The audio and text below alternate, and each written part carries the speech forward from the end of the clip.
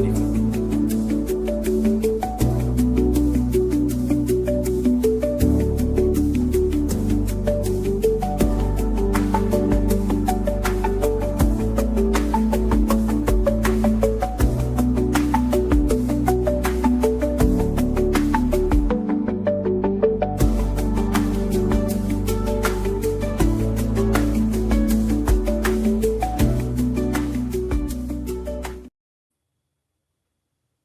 We are live.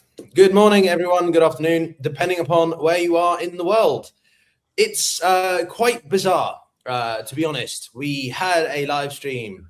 This is a colloquial name for a show that we say is Two Liberals and a Marxist, though in reality, that isn't really necessarily just the case.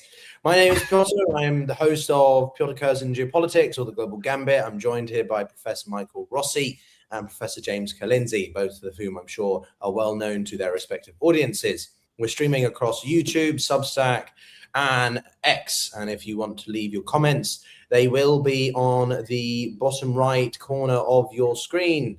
So you can see what people are saying. You can join us in real time. If you want questions to be seen, then maybe send a super chat, or we'll be monitoring as we talk, and some of us listen or disagree, depending upon it. But we had a live stream a few days ago about developments in Iran, but also sort of the past year. And 2026, I think many of us assumed would begin with some remarkable developments, maybe the first major geopolitical one being Iran. Yes, and then Operation Resolute Absolute happened, or Absolute Resolute, whichever way it is. What has happened in Venezuela, which will be the primary focus of this stream, is nothing short of unbelievable, extraordinary, remarkable, illegal, depending upon the type of words you want to use. And what we're going to do is break down what has occurred, what is happening right now, where Michael is, which is in New York, with President Maduro there currently facing well, whatever these charges are. And then what might happen next. But I wanted to just take a moment to actually look at what happened, because I personally was walking home. I'm on the same time zone as Michael at around 1:30 a.m. And I like to join X. I like to join X to listen to some live audio chats, and just sort of, it's my idea of late night entertainment. Call me weird. And I joined it about 20 minutes before the operation began.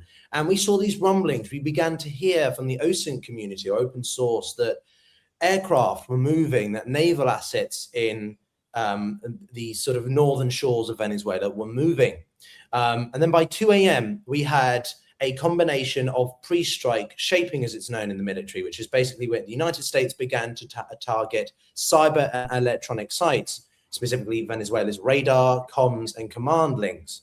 This was then followed by a huge influx at around 2:15 of Chinook aircraft, and what the military personnel at the address yesterday said were a combination of F-18s, F-35s, but also Apache helicopters. So you saw at least 5 targets being struck, from airports to ports to other critical and military infrastructure. This was to isolate the airspace and completely overwhelm, and as we soon came to realize, distract from the real operation, which was the insertion, special ops of Delta Force flying in to and around Maduro's main presidential quarters. And then within around 3:30, well, he was gone. He had been extracted.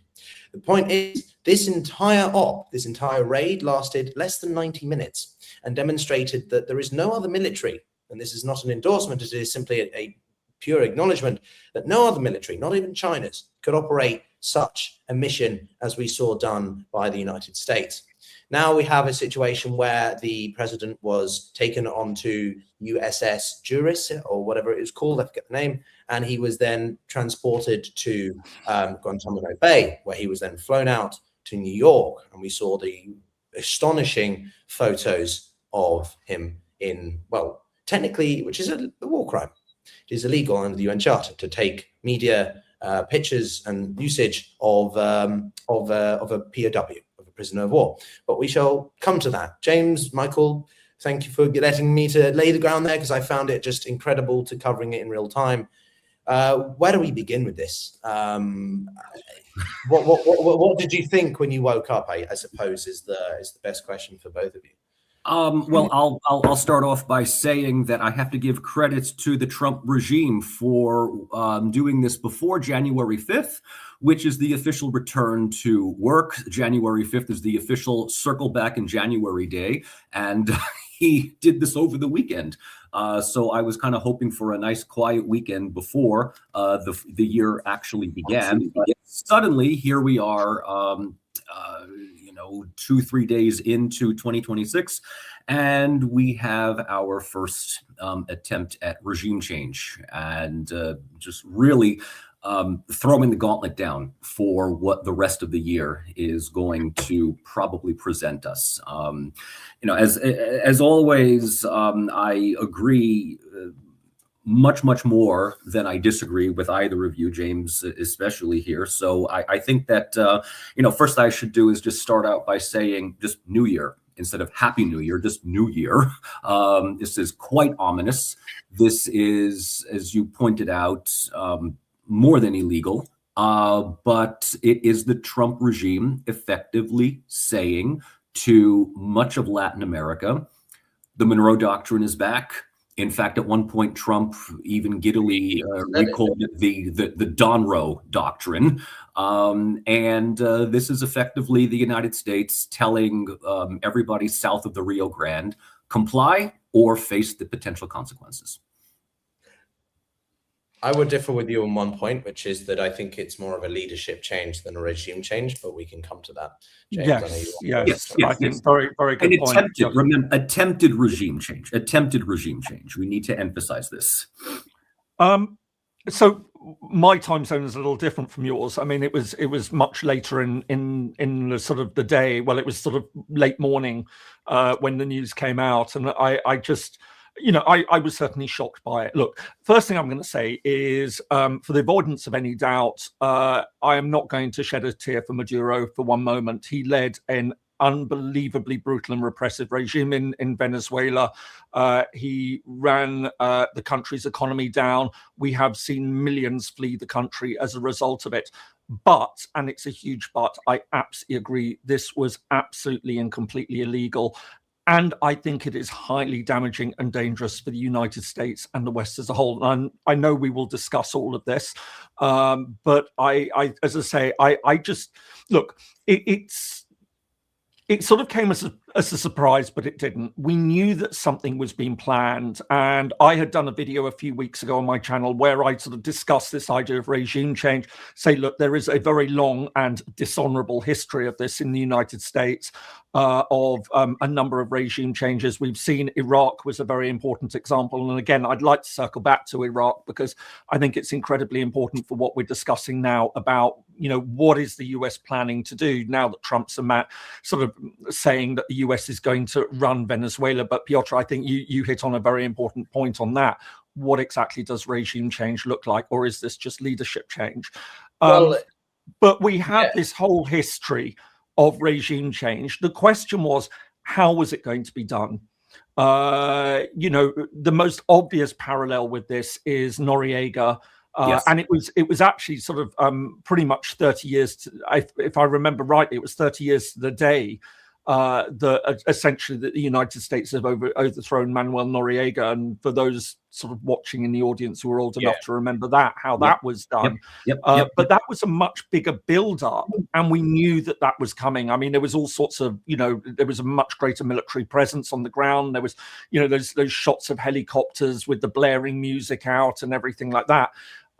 This was suddenly sort of out of the blue, but we knew that something had been planned. We just weren't quite sure what it was. There'd been a lot of speculation that it was going to be assassination, but in this case, it was more like that sort of bin Laden operation. Well, no, because that ended up with being dead, but, flying in, taking in the compound, snatching Maduro, and then sort of taking him out the country. And as you say, putting him on charges. I don't know if any of you have seen the indictment. They've unsealed it, but it is quite remarkable. So he sort of talks about cocaine trafficking, and then sort of possession of machine guns. which as one wit I saw on Blue Sky. By the way, I don't touch X. I've come off it. I won't have anything to do with that horrible site. But as one wit on Blue Sky pointed out, most Republicans would sort of have carrying machine guns as a badge of honor. There was by the Constitution. I saw on X as well, which basically said so what if Maduro's what if we failed to trial Maduro? So what happens? We let him go and just sort of dump him on the shores of Venezuela and pretend nothing happened. Again, which is not going to happen. But I do want to jump in on the leadership regime change, because, to be honest, James, I differ a little. I mean, we saw this coming. Something was going to happen. Yes, it was quite clear that something was being planned. It just wasn't. Was it going to be a full-scale invasion?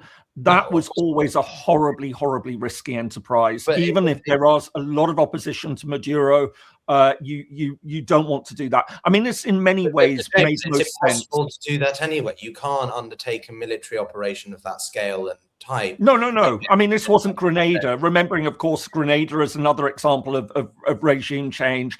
That was a small Caribbean island. Caused all sorts of ruckus, by the way. I mean, the Grenada operation, for anyone who can remember. Look, the scale and size that would have required to undertake a proper amphibious landing. Yeah, of course. I mean, it was always highly unlikely. The question was possible resistance force, including if the Venezuelans had. Look, Pyotr, I know it was never likely to be an invasion. Always going to be. There were lots of scenarios for how it could be done. And I think we should do a better job of understanding the details there, because I think they practiced this for months. There was a full-scale building built. This is what the British did in SAS with Operation Nimrod in 1980 against the Iranian embassy. They built a specific building of the British embassy. I'm sure you know this, James, and would practice and practice and practice. And then one day the conditions were perfect and they just went in. And that's exactly what the Americans did this time. But I do want to just buckle down on the leadership regime change thing, because I think this is crucial for what happens next. And this is why I want to defer to both of you who maybe have more ideas about that. But for me, it's not as simple as nation building.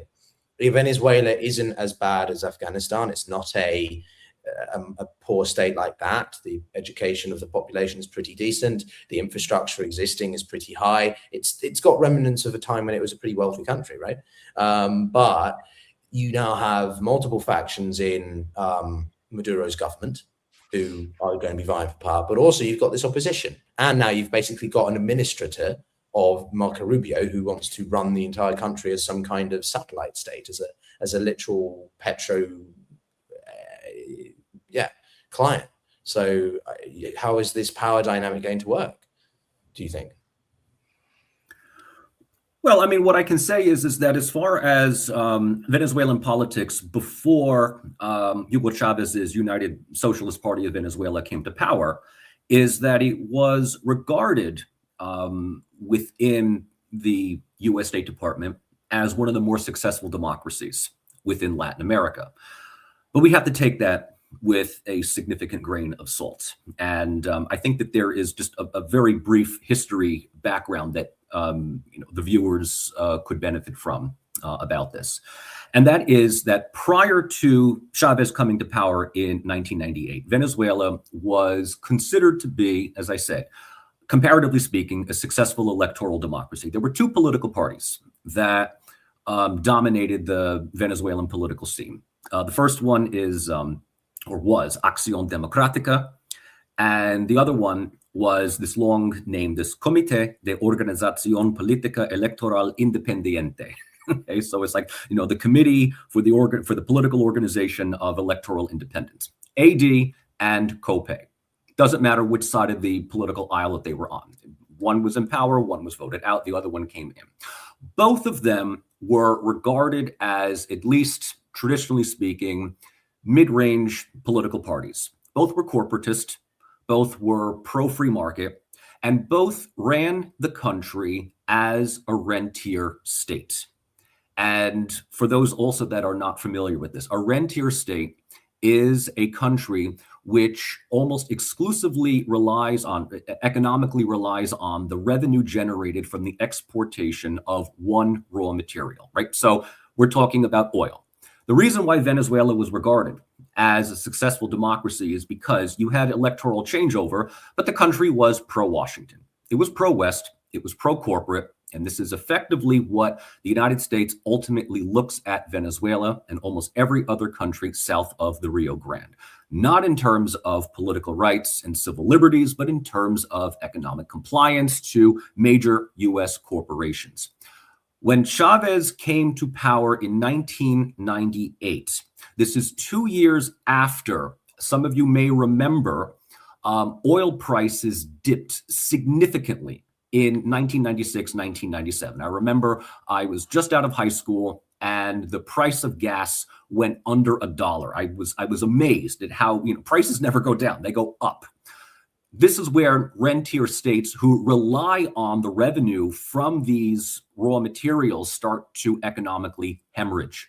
And what's also important to note about Venezuelan politics is that, yes, it was considered, as you rightfully pointed out, Pyotr, it was considered to be prosperous for those that lived in the urban centers, for those that were part of the major industrial corporation economic sectors. But it left a lot of the countryside, the rural populations, off the electoral grid. This is where Chavez was able to capitalize on social discontent and, to a large degree, elements of populism. When he comes in, and this is very much the same repeated story that happens in many of the world's developing countries, he does the one thing that the West cannot suffer, absolutely cannot suffer, and that is nationalize the energy sector. This happened in Iran in the 1950s. This happened with Venezuela in the 1990s. And if there's one thing the United States cannot stand in Latin America, it is a political official and a political party effectively denying America unrestricted access to either its energy, its agriculture, whatever it happens to be. And it plays very well into the reason why Trump has been repeatedly saying that Venezuela, Maduro, Chavez stole American oil. Now, I don't know how you steal American oil on your own soil, but this plays into this understanding that ever since Chavez came to power, the American industry, the American oil industries have effectively been denied. Say what you want about Chavez, say even more what you want about Maduro. I'm not going to disagree that he was unpopular among many sectors in Venezuela, but Trump's attempt at effectively abducting Venezuela's leadership and then making it very clear to Delcy Rodriguez, who is the vice president of Venezuela, who was sworn in as interim president. So yes, there is no regime change per se. The Maduro government is still in power, but it is a warning. Comply with us, or we can very well reinvade the country. End of story. Yeah, I think it's important to point out that the situation in Venezuela has simply just shifted hands. It isn't like you've got a complete and utter rejection. What I find interesting is that a lot of Venezuelans are celebrating this, but there's a lot of also concern about the broader ramifications. I was reading one article in the Financial Times earlier, and it was emphasizing that sort of of the actors who have the ability to actually enter Venezuela and take over the oil or manage the sort of economic business aspects. Chevron is really the only one that has that at the moment, with about 3,000 potential workers. But there are plenty of other businesses and plenty of other groups that are not so sure they want to get involved. This is what I wanted to share, actually. Just wanted to share my screen for a second to sort of complement what you were saying, Michael, because if you look at the statistics of Venezuela's crude oil reserves, as we know, if you follow this sort of thing from economics, Venezuela has by far the most amount of crude oil reserves. China's been in there for years. And obviously, I see this as a grand strategic move by the Trump administration to also squeeze China. or to limit also the role that Russia and Iran, or OPEC more broadly, have over oil distribution. Yes. This graph here demonstrates what you were talking about, how oil production shot up under Chavez, and it became 15% of the world's oil supply. And then this one was the last one. Now, America did buy under Chavez quite a lot of oil until Trump came in and lambasted the government with sanctions, which caused obviously their production or intake to completely crumble. And this was the point I was making, that Chevron is well placed. But there's a lot of doubt amongst the private sectors about actually moving in Venezuela, and that's only going to get worse because you've got this power struggle between now the government, the opposition, and the US administration itself. So, James, I'm sure you've got lots to say. Well, look, we're going to debate exactly what all this was about. I think there is the argument that this was oil, but this just reminds me, it's all very, very reminiscent of the debates that we were seeing at the start of the 2000s over Iraq and what was going on there. I suspect that it was more just about, all right, oil certainly will play a part in this. We know that Venezuela is incredibly important in that regard. But I think this is also about the United States firmly, stamping its authority over the Americas. We know, as you'd mentioned, that this was about the Monroe Doctrine, that Trump definitely sees the world in terms of, spheres of influence. And that is obviously incredibly worrying for Europe. If Trump sort of sees, has come up with some sort of real or imagined deal with Putin, that you do what you do, in Ukraine and over Europe, whatever you can get. But I will have full and absolute control over the Americas. I think what was very interesting is that, this, and we'll probably come back to it and talk about a bit more, but, this certainly doesn't seem to be the end of the story. I mean, there was just some footage of Rubio, who effectively will, be in charge of whatever the United States is going to do in Venezuela next, being asked very, very pointedly about whether Cuba would be next, and refusing to rule it out and saying they are in a lot of trouble. So is this something that they could be seriously considering? But I think, the point that we came to earlier about you can remove the senior people in these situations, but what do you do then to change the government? And this is where boots on the ground in a place like Iraq, boots on the ground in a place like Afghanistan was absolutely vital for doing that. Because you kidnap Maduro, you can't, from a distance, just completely replace that whole regime. You've got to somehow do this. And it looks like already the first indications are, by handing it over to the vice president, who seems to be sort of very much behind Maduro, at least sort of calling for him to be returned, how compliant she's going to be in all of this. But essentially, is this shaping up to be a compliant regime, just a continuation? You do the symbolic thing of getting rid of Maduro, saying to Venezuela, saying to the Americas, look, this is what we can do if we really want to.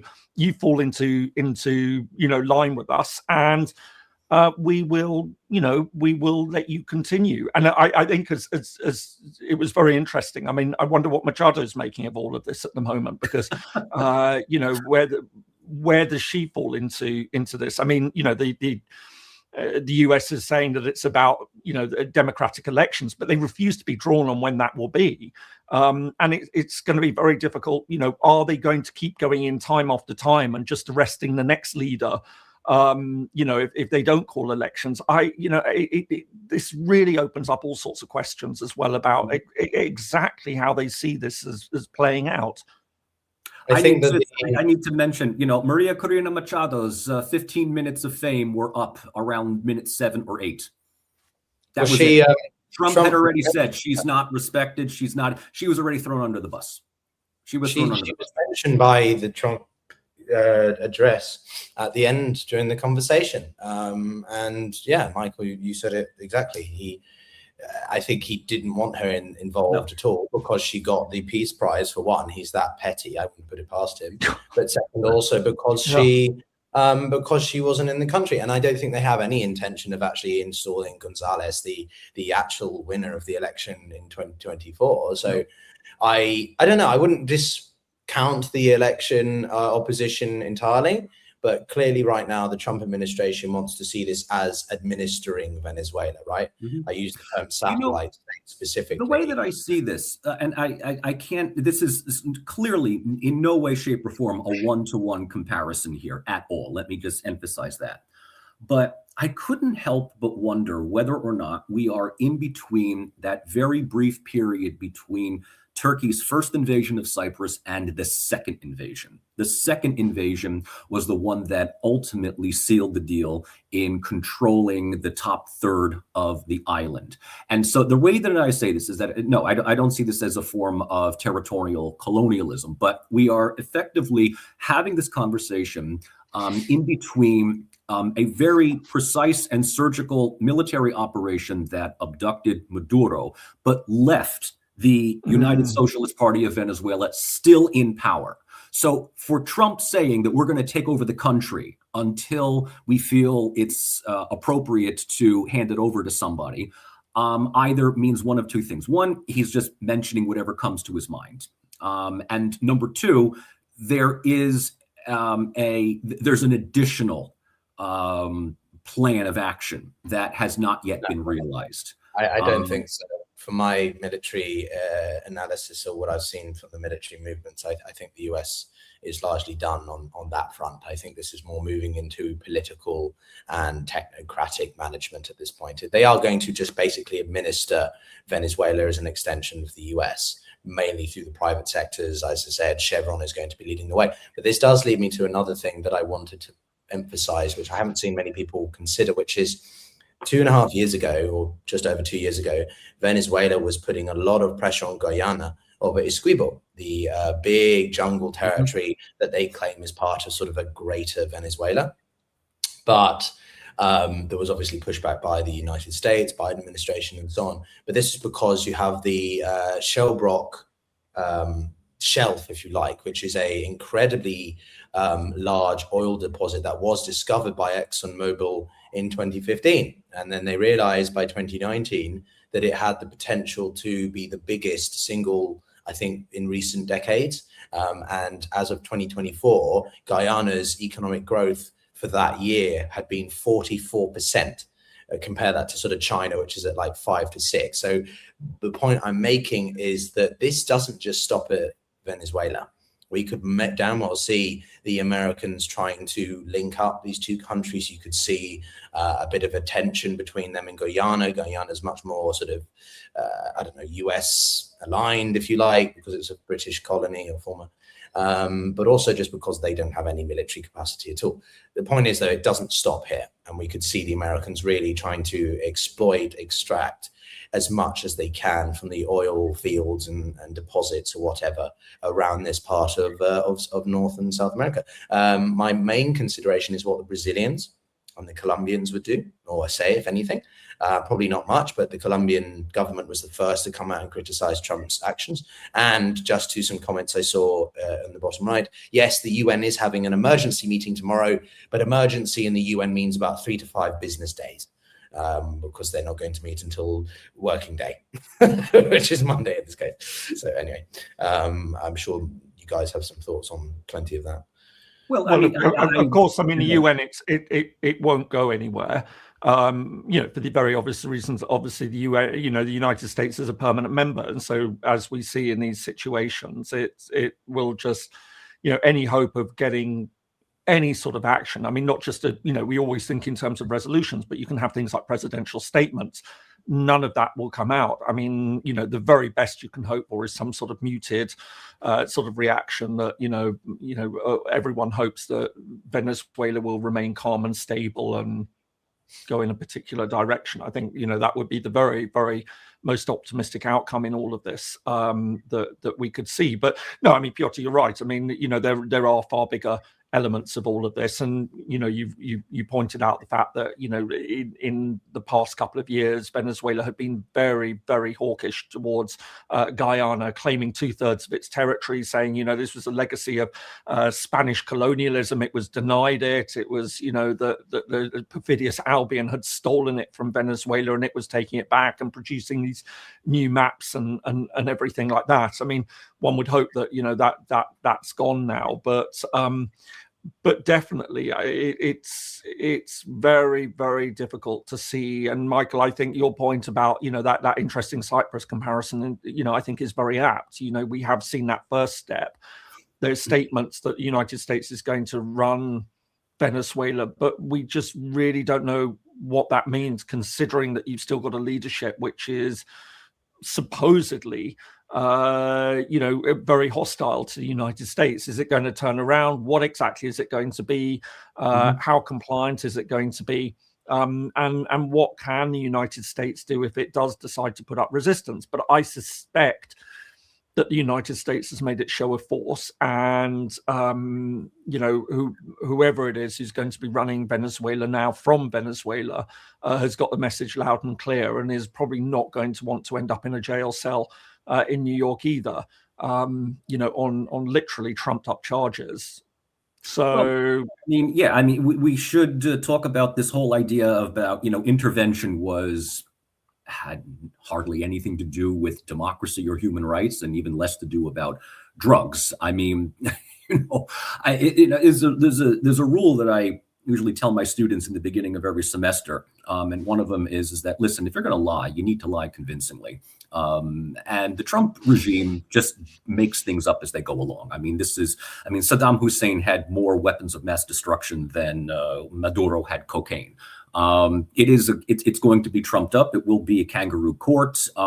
Perhaps Maduro is taking the fall. Perhaps he was unpopular among other members of his government, and they're happy to see him go. Perhaps we can find more cooperation from Rodriguez. We don't know, right? We honestly do not know. Perhaps this is nothing more than just a psyops for Trump, as a way of diverting attention away from domestic issues. The Epstein case is always looming in the background. There is rumors of another apparent government shutdown at the end of January. It could just simply be a display of force because this is what Trump does. We don't know. We honestly do not know. Obviously, he is mentioning a number of other countries within Latin America that need to watch their back. Mexico, Colombia, as well as Cuba. And let's not forget that this extends wider beyond Latin America to the possibility of the same thing with Iran. We also need to understand that, remember that a few days ago, Netanyahu came to the United States to have talks with Trump. Not a surprise. The Israeli government is absolutely in support of what Trump had done in Venezuela. And what this ultimately may lead to is the understanding that powerful states with the ability of doing certain things like this can absolutely be replicated among other countries with similar capabilities. But Michael, if I might just interject on that, I think again we get into that very interesting thing. In the case of Iran, it would have to be a very different proposition. What are they proposing to do? Go in and arrest Pezeshkian? No, he's not the senior official. No. I think it would be, if they go in and try and arrest Khamenei, who is very old, yes, that would be quite something. What you just entering. So I think it's very. I think my immediate concern again is I think the fact that Rubio is refusing to rule out anything with Cuba. Cuba's been a really interesting position. The regime there is quite clearly crumbling. It's had real problems, but it's holding on. And maybe the United States just sees this now as a good opportunity. They've given it a test run in Venezuela, now saying to Cuba, you either change or we're going to do the same. But I think, is it Katie Miller, the wife of Stephen Miller? Yes. I don't know, Pyotr, if you can pull that up. He posted a very, very inflammatory tweets. Stephen Miller or Katie Miller? No, it's Katie Miller. It's Katie Miller. It's Katie Miller, and she posted a picture of Greenland with the US flag imposed on it and just the word soon. So whether it was just high-level trolling, but this was really something that, absolutely outrageous. That I would say a couple of things for that, which is that I've been working on a specific video about Cuba. And was going to post it, and then this happened, so I now have to adjust the framing of that video. Familiar story for all of us doing YouTube, isn't it? The implications of this on Cuba are probably the most stark right now. I'm in Mexico, coming to you from the sphere of the world, which obviously shares the closest with Venezuela. And I was talking to some Mexicans. There's a few people on their last day before they go back to work in the Foreign Office here. And Claudia Sheinbaum is obviously, whether you agree with her ideology or approach or not, she's pragmatic. And we saw that, I think, pretty clearly when she took on Trump in the first few months around the tariffs, and quickly sort of Mexico fell out of the headlines or the eyesight, the focus of the Trump administration, because they largely complied. But she did it in a way that didn't damage Mexico too badly. Mexico's actually been growing quite well. People, while they don't necessarily like her domestic policies, have been largely supportive of her approach in foreign policy. But I do think that the situation in Cuba is the most precarious. The economy has contracted by about 15% in only a year, and the country was completely reliant, effectively, on Venezuelan oil. So for this now to be completely shut off, they have little to no source of energy at all. You've got constant blackouts. I remember being in Cuba a few years ago, and blackouts were part of the routine, but now they're almost semi-permanent. So I'm very fearful about the future of Cuba, and also because obviously what's interesting is Trump has effectively handed over administration of Venezuela to Rubio, and Rubio is partially Cuban, so he's going to be very keen on, I think, stepping forward to Cuba. I don't think anything is going to happen right now, but it's going to happen soon. Certainly in this year, you might see rumblings happening. But I think it's a personal project of Rubio, and of which I might add on a side point, how much is this doing for Rubio as a potential runner in 28 or something, right? This is positioning him to be quite a clear, he's certainly demonstrating his capacity to lead or be much more of an assertive authority figure. But yeah, I will see if I can find that quote. Is it Katie with an IE or with a Y? IE, if I remember, KATIE, yeah. Yes, it's effectively Greenland with the American flag. The entire geography is just the American flag. Yes. Okay, I saw this as well. Yes, no, this was unsurprising. The last thing I would say just on Iran, from a military standpoint, I find it incredibly unlikely that you would see any operation that we saw in Venezuela happen in Iran. The topography, the logistics, it's much harder.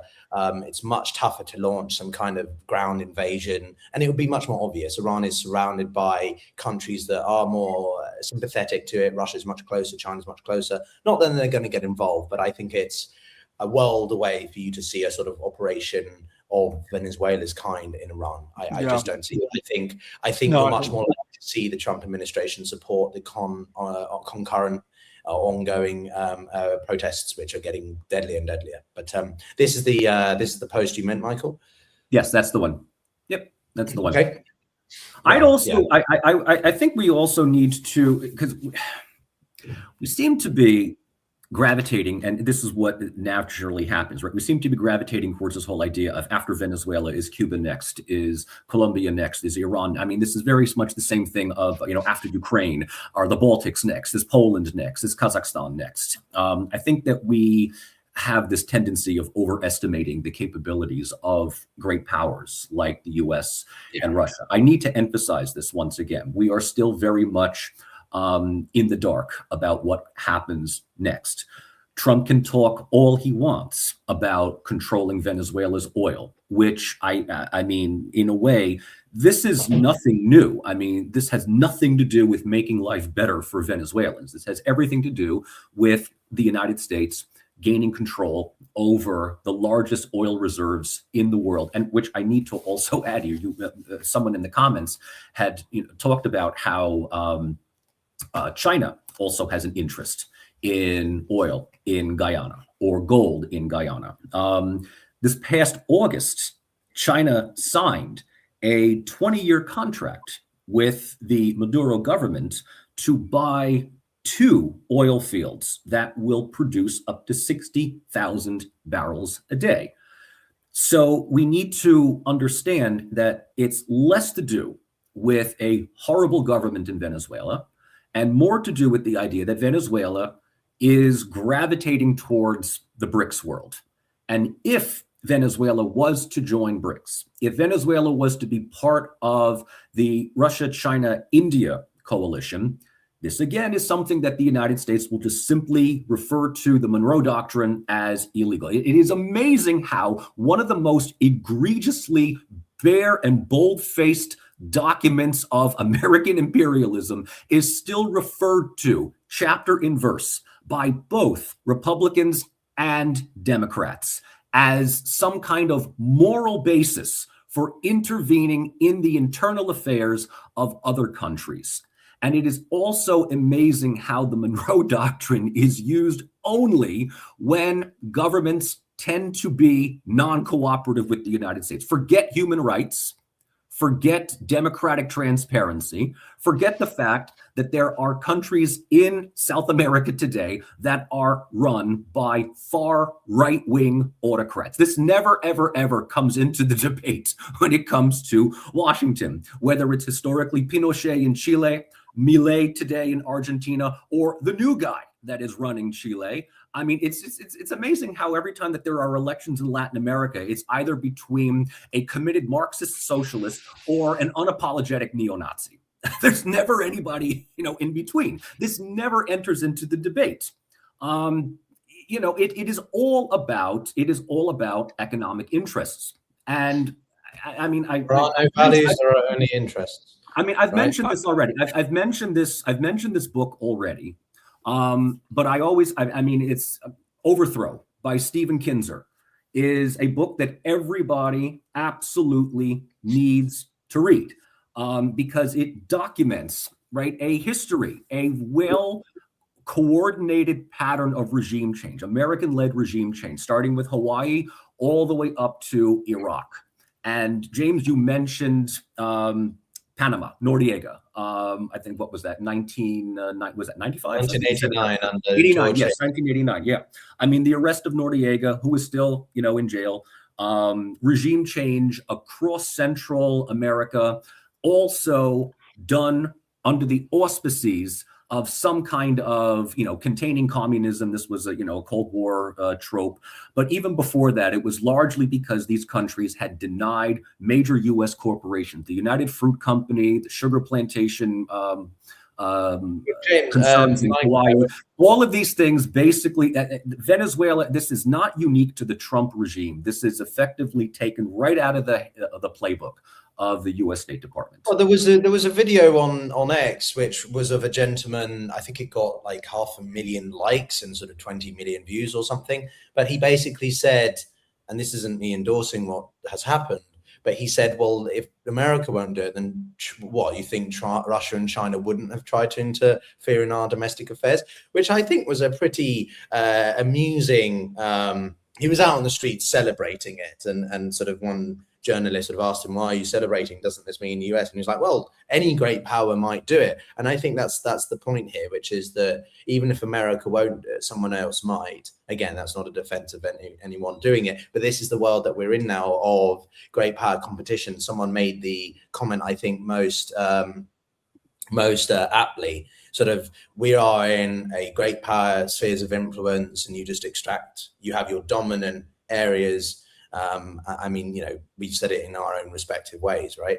And what I see here is a bit more of a broader strategy, which is that the US is effectively trying, or Trump more specifically, is effectively trying to systematically dismantle individual countries that are increasingly anti-America or opposed to America's sort of dominance, right? BRICS was going to see Venezuela join, and now you see Venezuela gone. Syria has disappeared. Are we going to see Iran sort of forcibly intervene by Trump to make it more aligned to the West? You know, is this part of some broader grand strategy to curtail China's anti-American alternative system, the BRICS-led system? I mean, that's getting a bit far ahead, perhaps, but you know, I'm sure, James, you've got. Well, I think, to be honest, I think what Trump has done is just hastening the strengthening of the BRICS. I know that there will be a lot who will be sort of cheering this on, thinking this is a sign of US strength, but I would argue exactly the opposite. This is going to be encouraging a lot of countries to seek safety, you know, under a Chinese umbrella. I think that, you know, the trouble is that, you know, and there will be viewers who will laugh at what I'm about to say, but you know, this is wholly eroded what's left of US moral authority. Now, I mean, you know, again, there will be those who say, well, it's never had it or whatever. No, I think we can talk. I mean, you know, for a lot of those, I will always retort, well, give me the choice of, would you prefer to live under a liberal democratic system or not?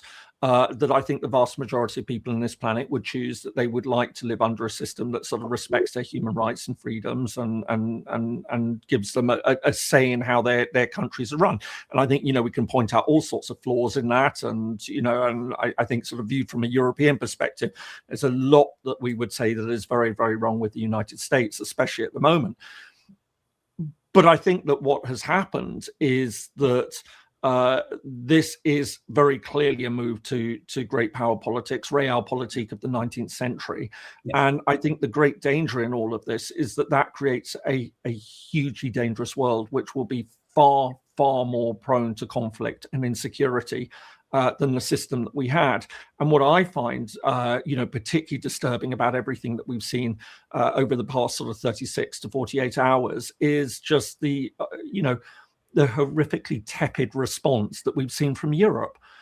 They haven't called this out. They haven't said that, listen, we are living in a time when international law, you know, the rules-based order is under unprecedented threat. And this is a very, very serious blow to that is bringing it down just at a time when we really want to shore it up. Now, what I am going to say is to anyone, you know, again, there will be viewers out there saying, oh, your rules-based order, it never really existed. It was all sort of about controlling. No, it did exist, and it does exist, and it is incredibly successful. The international order that has been created since 1945, every day, thousands of actions are taken by countries which are fully in compliance with the rules, the order that they have created, the treaties that they have signed.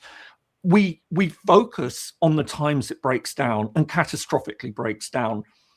But that is a minuscule fraction of the rules that have been created, which allow big and small countries to trade with each other, to run consular affairs with each other, you know, all sorts of different activities, you know, educational exchanges, scientific cooperation. You know, it's a whole system that's been created, which has been chipped away. And so you've got all these people who are laughing and sort of thinking, right, okay, we'll chuck another thing onto the bonfire. You know, we want to be done with it. No, this is not a world that I think any of us really seriously wants to be in.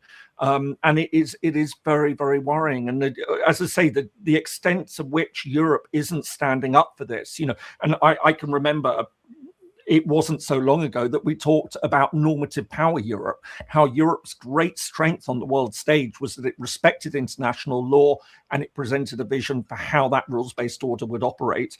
And we are just seeing quiet at the moment. I mean, you know, Starmer has been very tepid, and I concentrate on Starmer simply because he's a lawyer.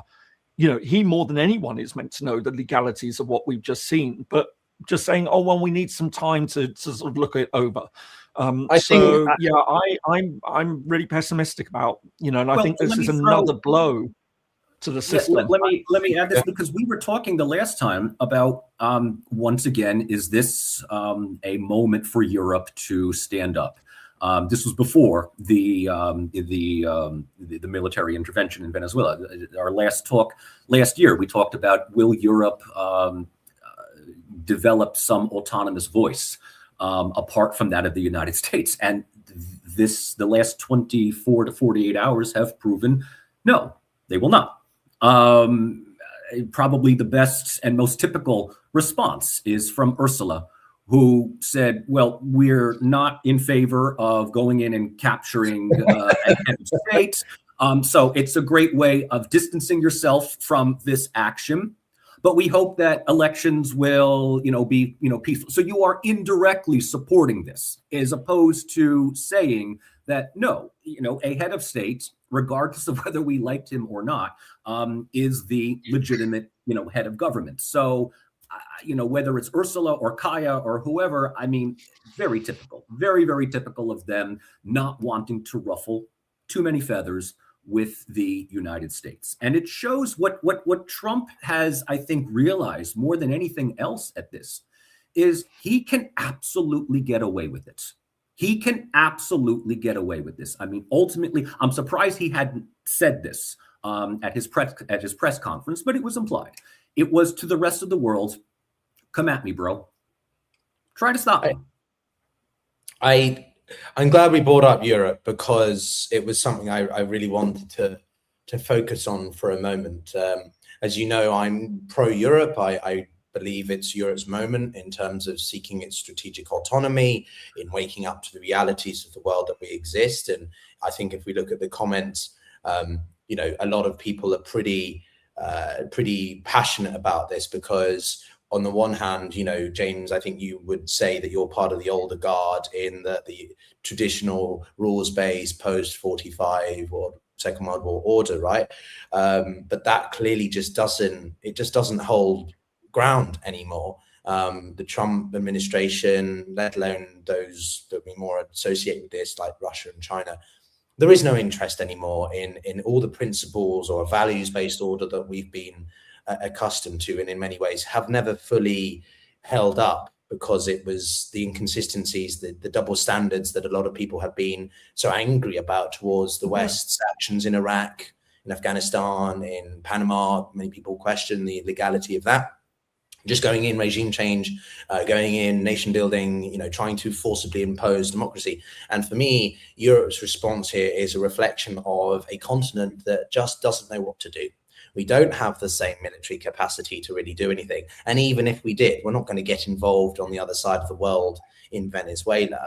And so what you have are these statements from the respective heads of state, which are sort of very carefully crafted, but frankly quite awkward, like von der Leyen saying that we have never supported Maduro's regime. So they're trying to sort of say that we are happy that the Venezuelan people have more choice now, but we also, in the second sentence, want this peaceful transition to adhere to the UN and international law and conventions that we've all been, we've joined, which is basically sort of saying we agree with the end result, but we don't agree with the means by which it's done, which is completely like listening to Starmer's interview. It was, I've had enough of him anyway. I'm very strongly opposed to Starmer now, but it's just pathetic. And I, again, like to believe, ignorantly perhaps, that Europe can still find a path forward on its own. But it's at moments like this where they just don't have anything. They have no capacity to influence the direction of policy or the great powers at all. Can I just say,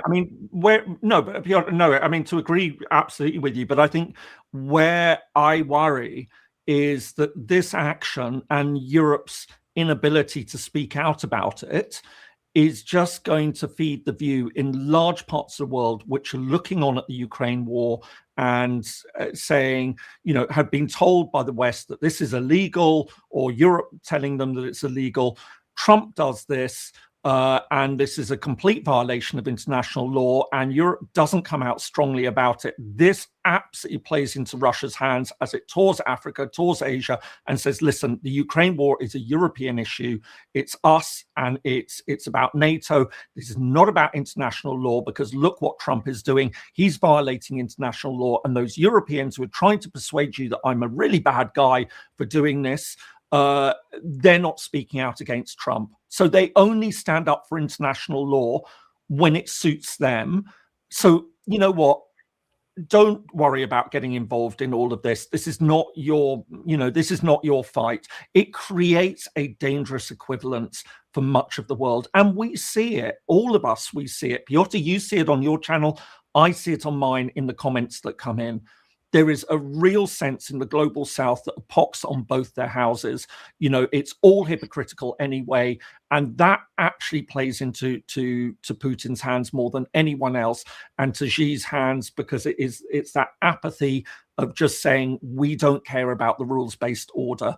And this is what really, really worries me. And I don't think that Europe understands that diplomatic political dimension of what we're seeing at the moment. This taking on Trump and challenging him, we aren't expecting, Europe to fight Venezuela's corner or anything like that. But if it doesn't speak out about it, it just feeds that narrative of hypocrisy that, the West just will stick up for its own, but it won't speak out. It isn't really about values. It's about its values when it wants to apply them, but no one else's. I think this is hugely, hugely damaging. But call me an old ideologue and sort of, a softy, believe in the international law. I think that's where you and I differ, James, because I do think Europe would be slightly, or maybe I'm naively hoping it would be different over Ukraine, because it's much closer to home, and therefore the just sheer realities of that would mean that they wake up. But I think Europe needs to stop trying to preach and pretend that it can uphold or adhere to these principles that it's long expressed, because we just don't follow through on it. I think you're better off not saying it and then not enacting on it. Be pragmatic. Interests need to lead now more for Europe. And I don't like saying that, because I like to believe in international, relations and the UN and stuff. But I just think we need to, I've shifted much more towards a sort of principled realism in the past week alone, in sort of like, I want to believe in the principles that we like, democracy and all that. But Europe needs to wake up. We need to seriously. We've been saying this since the 90s. We've been saying this since the 90s. I mean, Europe needed to wake up over Bosnia. They didn't. Europe needed to wake up over Kosovo. They didn't. Europe needed to wake up over everything in its own backyard. And the United States keeps saying to Europe, this is your backyard. This is your issue. They don't do something, the United States steps in. So, in this regard, it really seems like the people that are speaking on behalf of, first, the European Union, which I expected them to give these tepid responses. But even the heads of state are taking either a cautious, optimistic support for what Trump had done, or just simply saying, I was not involved. I was not brought into the discussion, which does nothing more than show that Starmer is probably one of the most irrelevant of all of the major leaders of Europe. So we talk about this all the time, about when is the hour of Europe. Europe keeps missing its hour every single time.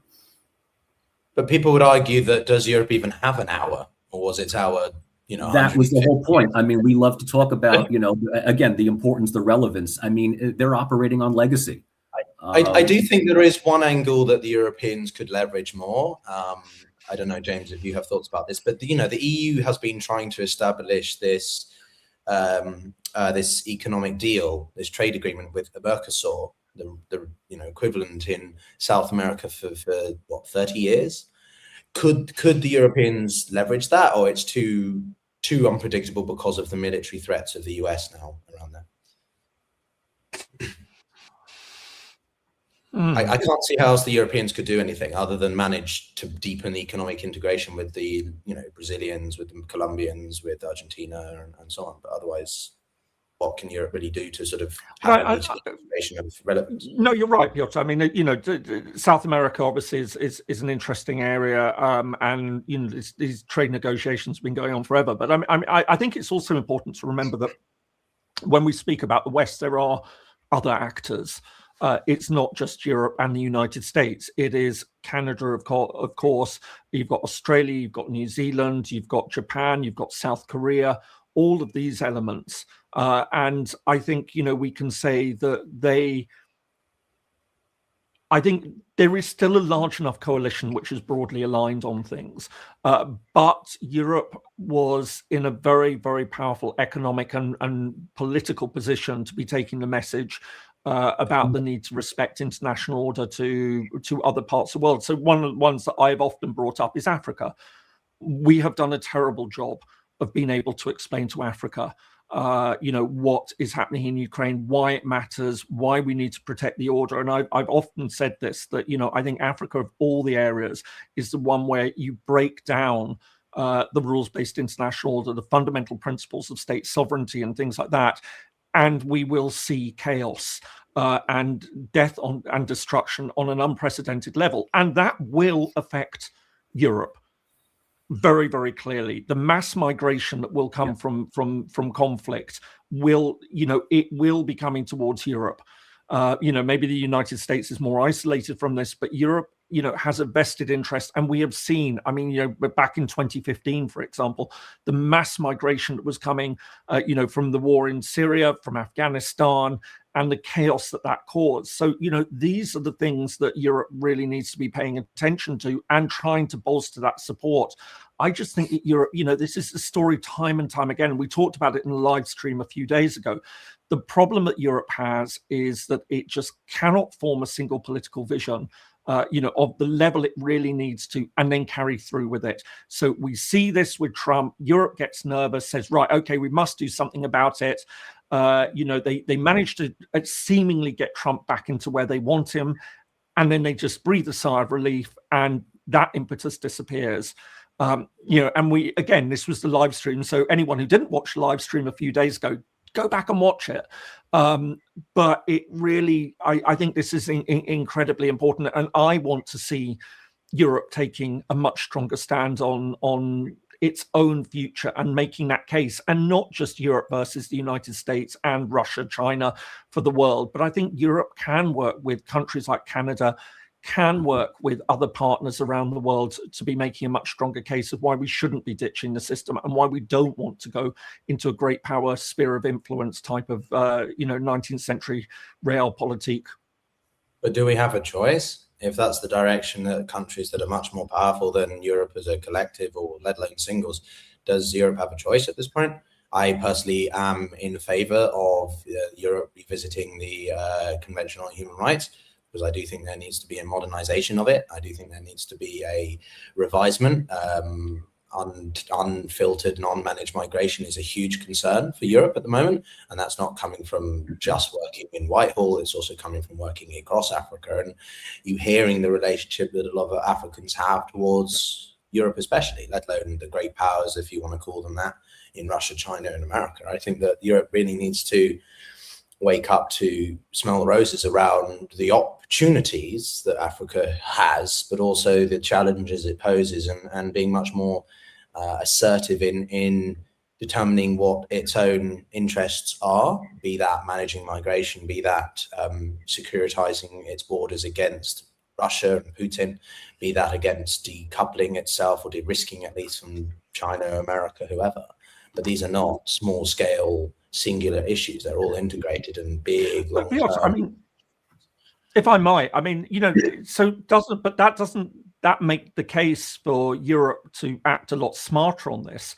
In a world where you do have, China acting the way that it does. And I think many countries are very unhappy with the way that China operates. We can see that debt diplomacy and the way that that's functioned. It removes a lot of sovereignty from countries. We're now seeing the United States behaving in the way it is.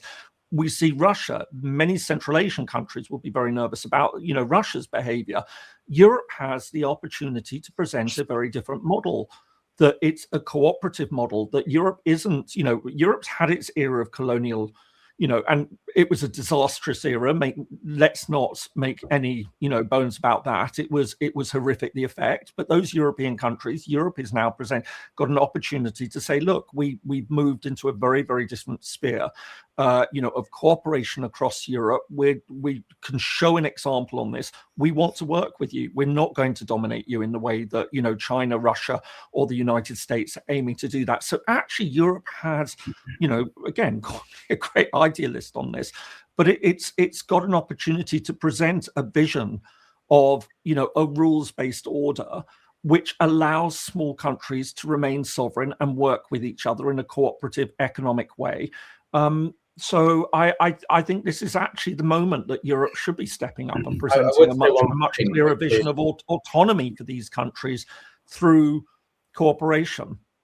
If that's going to happen, you need to do really one of two things. You either have to federalize the European Union or you have to disband it altogether. One of the two.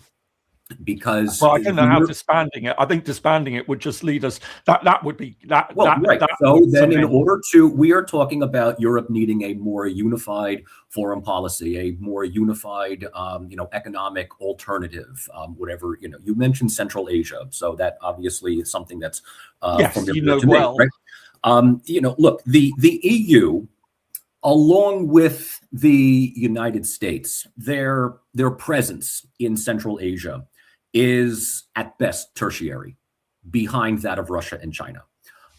They do succeed a lot when it comes to soft power, educational opportunities, especially as an alternative to the American educational system. With the biggest obstacle beyond that of visas is just the ridiculous tuition that is part of it. But this is it.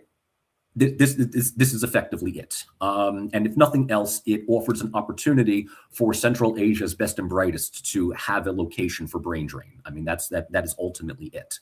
But when we're talking about countries allowing to keep their own, let's say, sovereign decision making, this flies in the face of EU foreign policy, which forces members to march in lockstep with the EU Foreign Office. It forces countries that have not yet joined the EU, that want to join, to make very definitive decisions when it comes to one's relationship with Russia or Turkey or China in putting the EU first. If it involves sanctioning countries like Russia that directly affect their own economies, this is going to be seen. This is going to be vocalized by Eurosceptics, by national populists, by the Le Pens and the Fizos, and who else? I keep forgetting what's his name, Faranges. If he's even relevant at this point anymore. So I know, James, that you are the Europhile among the three of us. And all three of us, we want Europe to succeed. I agree with Pyotr, on this as to whether, the hour has been, when is this hour of Europe finally going to happen? Not with this current gaggle of mediocre leadership that we have. It's not going to happen. I think one thing, I wanted to say a couple of things on this because, I think it was Joseph Nye who emphasized the term of smart power. And for me, Europe needs to do a better job of reinventing its hard power. For people, if they don't know, smart power is the combination of soft and hard, and it's a bit more nuanced. And I think Europe has that capacity to leverage this. But how does it do that? And I think that for too long, Europe has been complacent. We've been too comfortable free riding off the US securities, the big markets, the cheap energy, etc. And so Europe needs to reduce its welfare states. We need to increase our defense. We need to harden. That doesn't mean that we necessarily ditch, to James's point about human rights and more of the sort of principled aspects. But we do need to damn well invest in more emphasis in areas that we may not like, but we have to. We have to play the game as it is, not as we'd like it to be. And right now we have a lot of leaders who are sort of saying things, but again, like I'll take the coalition as an example, coalition of the willing. When we had the coalition of the willing a year ago or never, after the extraordinary meeting between Zelensky and Trump, it was sort of, oh, we've got a new German chancellor, we've got a sort of British prime minister, and we've got Macron. We're going to see this incredible unified coalition to step up against Russia and in favor of Ukraine. Okay, we've had sort of half a dozen meetings, some policy shifts, but it's still taking, I think, a lot longer than it should or needs to.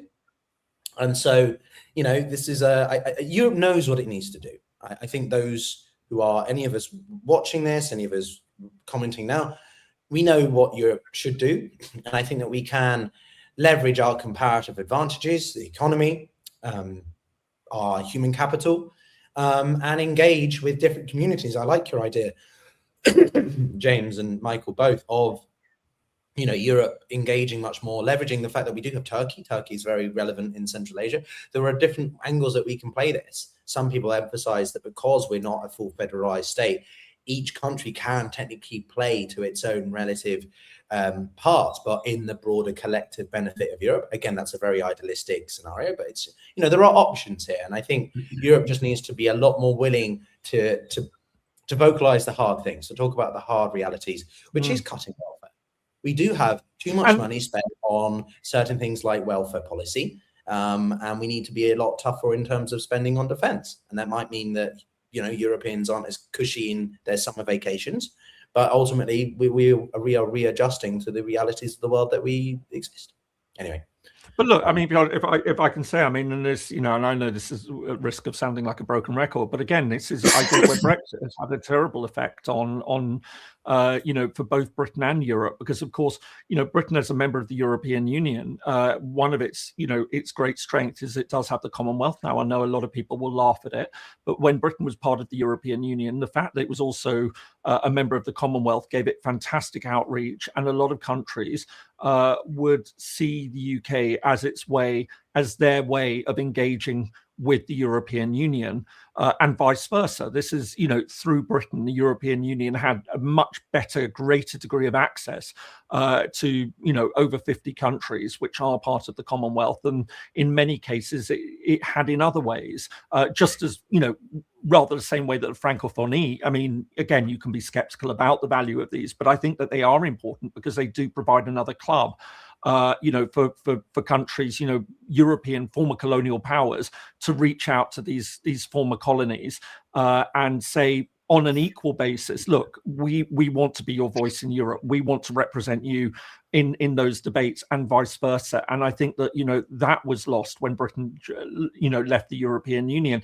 So, Europe does, because of its colonial past, which, as I said, we've now moved beyond, but there is a heritage there that gives certain relationships between various European countries and much of the rest of the world. And Europe really needs to be so much more effective at leveraging that, and working it and coming up with that message. And again, we saw this 20 years ago, that there was this idea of normative power Europe. No one talks about that anymore. It seems to have disappeared.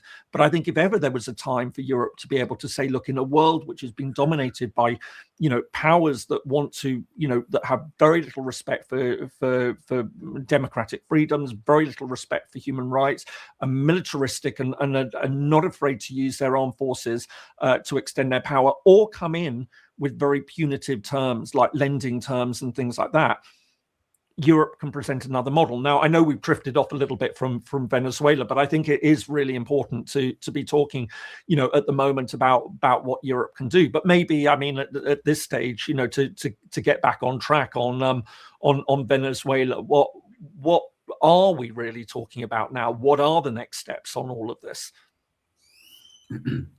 For Venezuela, for Latin America, for the world, for 2026, which topics here? Well, I think, yeah, go on. No, Pyotr. I was just going to say, no, just as a steer. I mean, I think, where do we see this going now? What are the next things on the agenda? Not just for Venezuela, but for US foreign policy. What do we need to be sort of keeping an eye out on? Well, my focus right now, apart from the immediate fallouts for Maduro personally, are Iran. The situation in Iran is elevating. And, I did kind of want to bring in Iran a little bit during the conversation, because I don't think many people are aware of just how tight-knit the Iranian-Venezuelan relationship, Maduro-Islamic Republic relationship was. The Iranians were very instrumental in providing intelligence, training. The Cubans were the ones who were the security services for Maduro.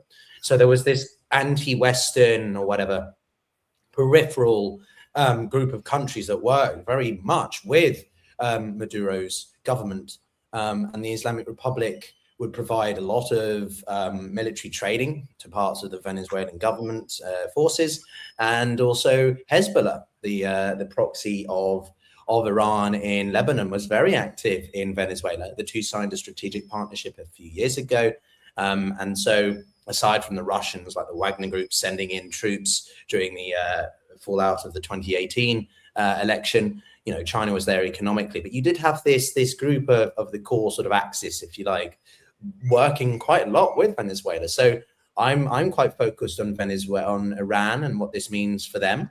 But also, obviously, I think the two main things to watch, if we're going to sort of say where could this happen next, it's Cuba and Greenland. Cuba definitely more likely. Mexico's not going to, you're not going to see US troops in Mexico. You might see Trump revisit the relationship with Mexico in getting more aggressive in terms of wanting to deal with the cartels, but he's not going to annex northern Mexico or something. I think it's more from an economic warfare standpoint. Cuba, on the other hand, really don't know. And Greenland, I'm most fearful about, because whilst Trump sort of joked about Canada, he isn't joking about Greenland. So that's what I would say. Part of me would just, I would love to see a civil war within NATO. That would just be, that would be adorable. I would love to see Denmark invoking Article 5 against Trump and some, attempt at taking Greenland. I mean, on the realm of obscure, absurd possibilities, I mean, 2026, we're not even the first week in. So I'm not, discounting anything here. I mean, I think the danger is, sorry, Michael, I think I worry about Greenland as well, because the reaction we've seen from Europe is, if Trump just does that and says, what are you going to do about it? If you take any action against us, we will tomorrow, we will withdraw all US troops from Europe. I mean, we will stop all aid to Ukraine. Don't you even think about doing anything. And what are you going to do? I mean, this ultimately boils down to, rules-based order on one side and realpolitik on the other. I mean, at some point, is there going to be an outbreak of actual conflict, of open war? And is that the only thing that is going to get Trump to back down, or is that going to get the war hawkish MAGA Republicans to just simply escalate the violence? We constantly talk about how close we are to World War III. We also talked about in our last podcast whether or not we will see the type of conventional warfare that characterized World War I and II. I think, and I could be the doomer in all of this, I think we already are at war. I think the world is already at some kind of cyber warfare, informational warfare, economic, diplomatic warfare. We're not going to be seeing the types of large-scale battles that we, are accustomed to seeing here. But we've already looked at the way in which the United States has interfered in Venezuelan politics, largely, if not entirely, because of energy. I mean, that's ultimately what it is. With regards to Greenland, we can talk about whether or not the United States sees this as a military foothold, access to the Arctic energy. A friend of mine in a conversation a few days ago was sort of opined that if Trump has a foreign policy, it is ultimately neoliberalism in one state. I mean, that's just neoliberalism in one state. He talks about America first, but in order to make America first, it needs to secure energy resources within its surrounding areas. Hence, the controlling of it. We don't even know yet, how he's going to do this. All we have is just we've abducted Venezuela's president. We have not taken over the oil fields. There has not been any boots on the ground. There is just simple rhetoric, which is the reason why I'm saying it's too early to see what is happening right now. We are in that period between sort of that first and second Turkish invasion of Cyprus, where we're not exactly certain what's going to happen. Things could escalate Things could absolutely escalate. This could be, as Pyotr says, maybe the only thing. But if that's the case, then it doesn't do anything.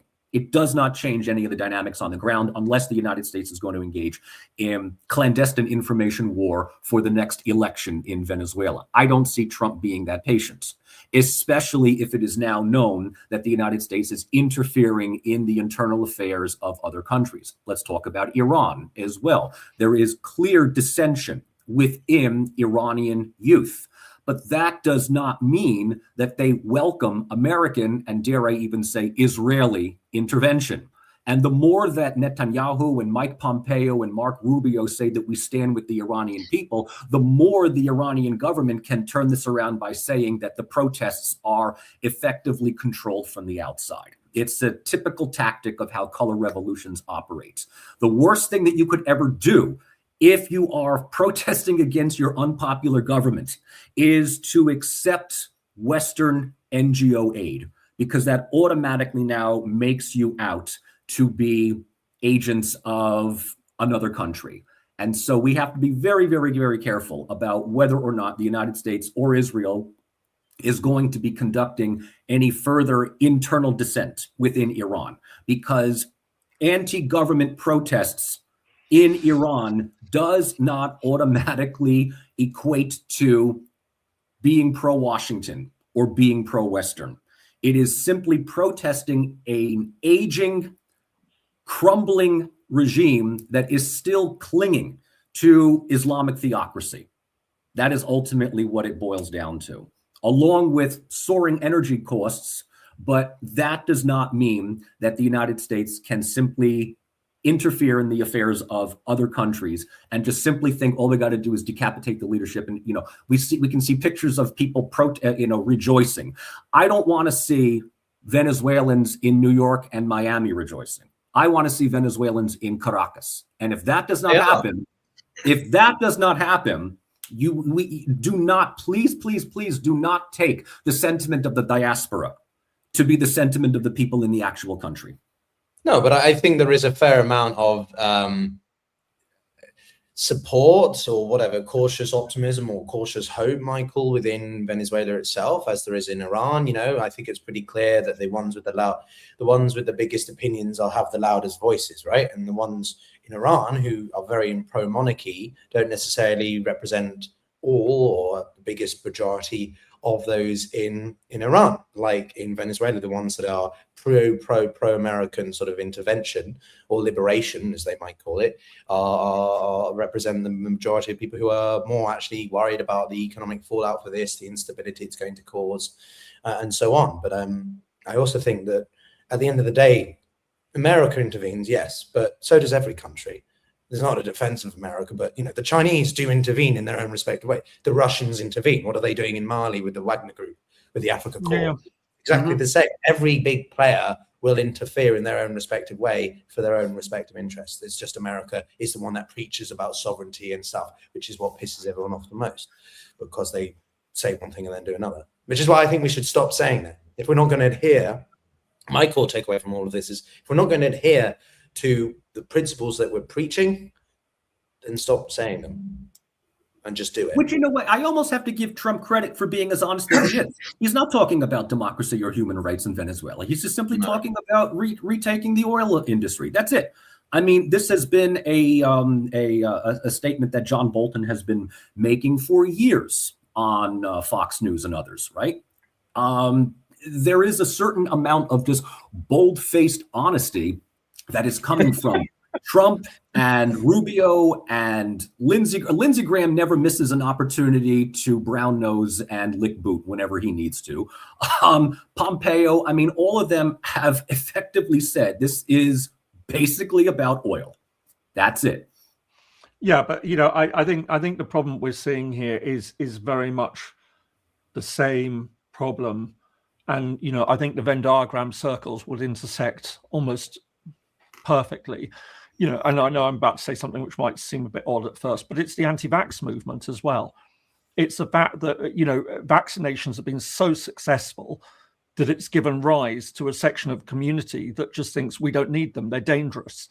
It's like, no, we need them. We have got to this stage today where we don't have to worry about these diseases precisely because it's been so successful. And I think we're seeing exactly the same with US foreign policy. We're seeing a cadre in the United States who says, we have a system that has created so much strength for the United States. We don't need these allies anymore. We don't need these organizations anymore. America first.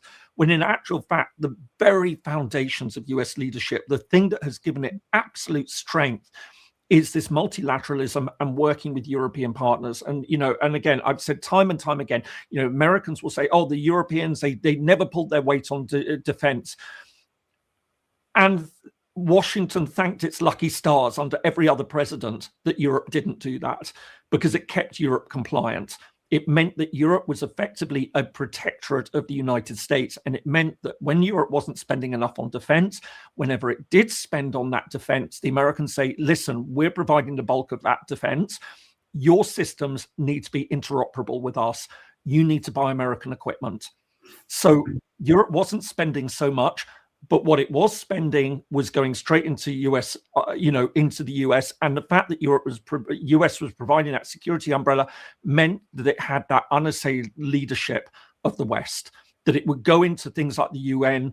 And apart from certain issues like Iraq, which was highly divisive, on most things, it had that leadership position in NATO. And that's all been squandered because you have this group in the United States who are incapable of understanding the basis of US power. And again, this is why I think everything that we're seeing under the Trump administration is so utterly disastrous for the United States in long term, that it's going to weaken it. That the last thing that the United States would really want is to have a major Europe developing its own strategic autonomy that, stands apart. And, it's going to be really, the big question we've got is, we haven't even got past the first year of the Trump administration. We're not a quarter way there yet.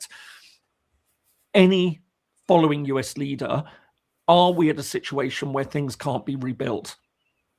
Is there still any hope that you could see a US leader who would come in and sort of recognize that value of what American power was really built on, or whether Trump's going to continue this and there will be pushback? Because I think the other thing that we have to bear in mind is that South America today is not the South America of the 50s and the 60s. It's a lot bigger, in terms of economic strength, in terms of population.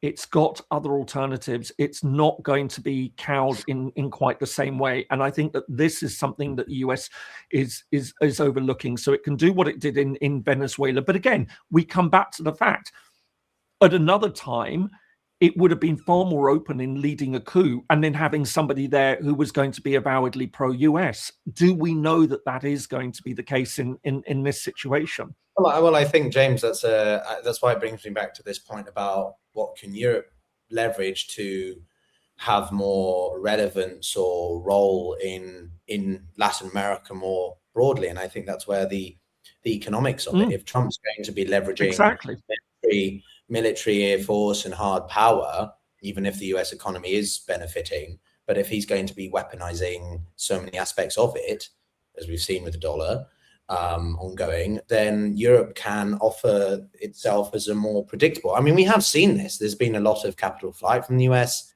in the past few years. There's been reallocation of companies, relocating,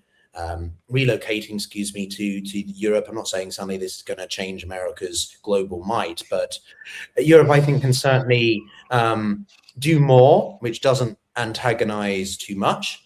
And I think, some economic agreement with South America would be a wise initial step. And then we can talk about other things as we go. More cooperation between African Union and the EU. There are certainly things that can be done there, but the problem with all of this is if it does antagonize the Trump administration too much, what fallout does that lead for others? And ultimately, you get America being so antagonistic that it pushes Europe more and more towards sort of cooperating more with the Chinese, more with the Southern Asian quarters in India and blocks like that. It's incredibly unpredictable right now. I mean, essentially, Pyotr, we come down to the fact that it's Europe has got to find a way of tackling its Russia problem, because that really, at the moment is the clear strategic military concern. But once you've got beyond that, I mean, I could see, I mean, look, I think it's always quite interesting, isn't it? The United States obviously views China as its main threat, whereas Europe views Russia. And I know that we could talk about the partnership between Russia and China, but I think Europe is by and large much more positively disposed towards China. And I suspect that Beijing, is there a clever way that Europe could be dealing with isolating Russia more effectively and dealing with its problem by going to Beijing and saying, listen, we want to work more closely with you, but we can't, Russia we consider to be a real threat, and you're providing too much support for it. I find that unrealistic though, because how are the Europeans going to isolate Russia when Trump wants to bring Russia back in? When Trump really wants to that's exactly, this is why Europe needs to be doing far more strategic thinking on all of this. I can see a future for where Europe could actually replace the United States and present a very different model and be actually a far more powerful actor on the global stage by presenting a very different model of how you can do cooperative politics and in international relations, which Trump is hastening. I think that Trump really is weakening US power in all sorts of ways. The trouble is that Europe and other Western countries haven't worked out how to work with that and manage it and step in to replace it, not to become some sort of, follow the American model of power projection, but actually say, as again, sticking for the international rules-based order, saying, listen, we can all benefit from economic development. We can all benefit from a less militaristic approach to international relations and a more economic cooperative model. And we know that this is fundamentally the cornerstone of European development. This isn't just been idealistic. This is what has allowed all these countries of Europe, which have spent hundreds of years fighting each other, to come together and work together by economic interdependence. And that is a very alluring model. And to be able to present to the South Americans, look, why don't we work more closely with you economically? But in order to do that, in actual fact, one thing that comes out quite clearly is that you need things like rules-based order. The success of Europe is based on rules. It's based on the fact that all these different countries now cooperate much more closely with one another, legally, politically, so that that when you invest, if you're a Lithuanian company and you invest in Romania, you have got, there's a framework of laws that works in your favor. And it's doing the same with Africa, and Africa is open to this idea. It's, a lot of countries look to the European Union as a model they want to emulate. ASEAN is doing the same. Europe, I think there is a lot more there. And I think that what we're seeing Trump doing, playing to the Russia-China game, actually, if Europe could get its act together, would present a much more alluring model for the rest of the world. Sure. If we have this podcast in 20 years, you'll still be saying Europe needs to get its act together, James. I love you dearly. I know. I mean, I'm not going to deny that for one moment. I mean, I remember in the 90s, you and I, we're old enough to remember politics in the 1990s. So Pyotr, that was not a dig at you, but I think it was more sort of towards viewers who don't remember. But you're absolutely right. In the 1990s, the Americans were complaining about this. They were saying, who do we call them? I like your offerings as well, and I'm not going to get too fixated on the word replace. Europe can't replace America, but they can offer a more constructive, predictable alternative. That's exactly what I mean. It's not replacing America as the hegemon. The key point about that I have is that this is where I am much more. Look, we can offer a more principled model based on rule of law, but that has to be internally applied. We can't go around anymore preaching about the rule of law and democracy if we're not going to be willing to sanction the US or treat every single country consistently. That is what pisses off a lot of people. Absolutely. Absolutely. But what Europe comes across as the world's gated community. Okay, it's the rich sections of London and New York that sit there and talk about what is to be done with the South Bronx in your, artisanal cupcake shop in Soho, What is to be No, done? I mean, with Michael, Harlem? that I think is an unfair. I think Europe, the amount of aid that Europe gives to the rest of the world. At the world and says, look, we are a garden, we are a gated community, we operate on rules-based order, and the rest of there is Rome, and then there's Barbaria. And until the EU's leaders adopt the strategy, adopt the outlook that you predict, James, they are going to simply be insular. They are simply going to say, we will adopt rules-based order within our own little community of 27, 28, God knows when the next country is going to join the EU is going to happen. And that's it. I don't see them as successfully weaning China away from Russia. I don't see them as being this attractive market in Latin America when it's either American markets, Chinese markets, to a lesser extent, Russian markets. So in order for this to happen, the Ursulas, the Kayas, these other mediocrities need to either go away, or there needs to be a new generation of leadership within Europe that actually has an effing backbone. But we come back to the fundamental problem. Anybody in Europe right now that gives you any confidence that they are going to lead Europe into this utopian promised land.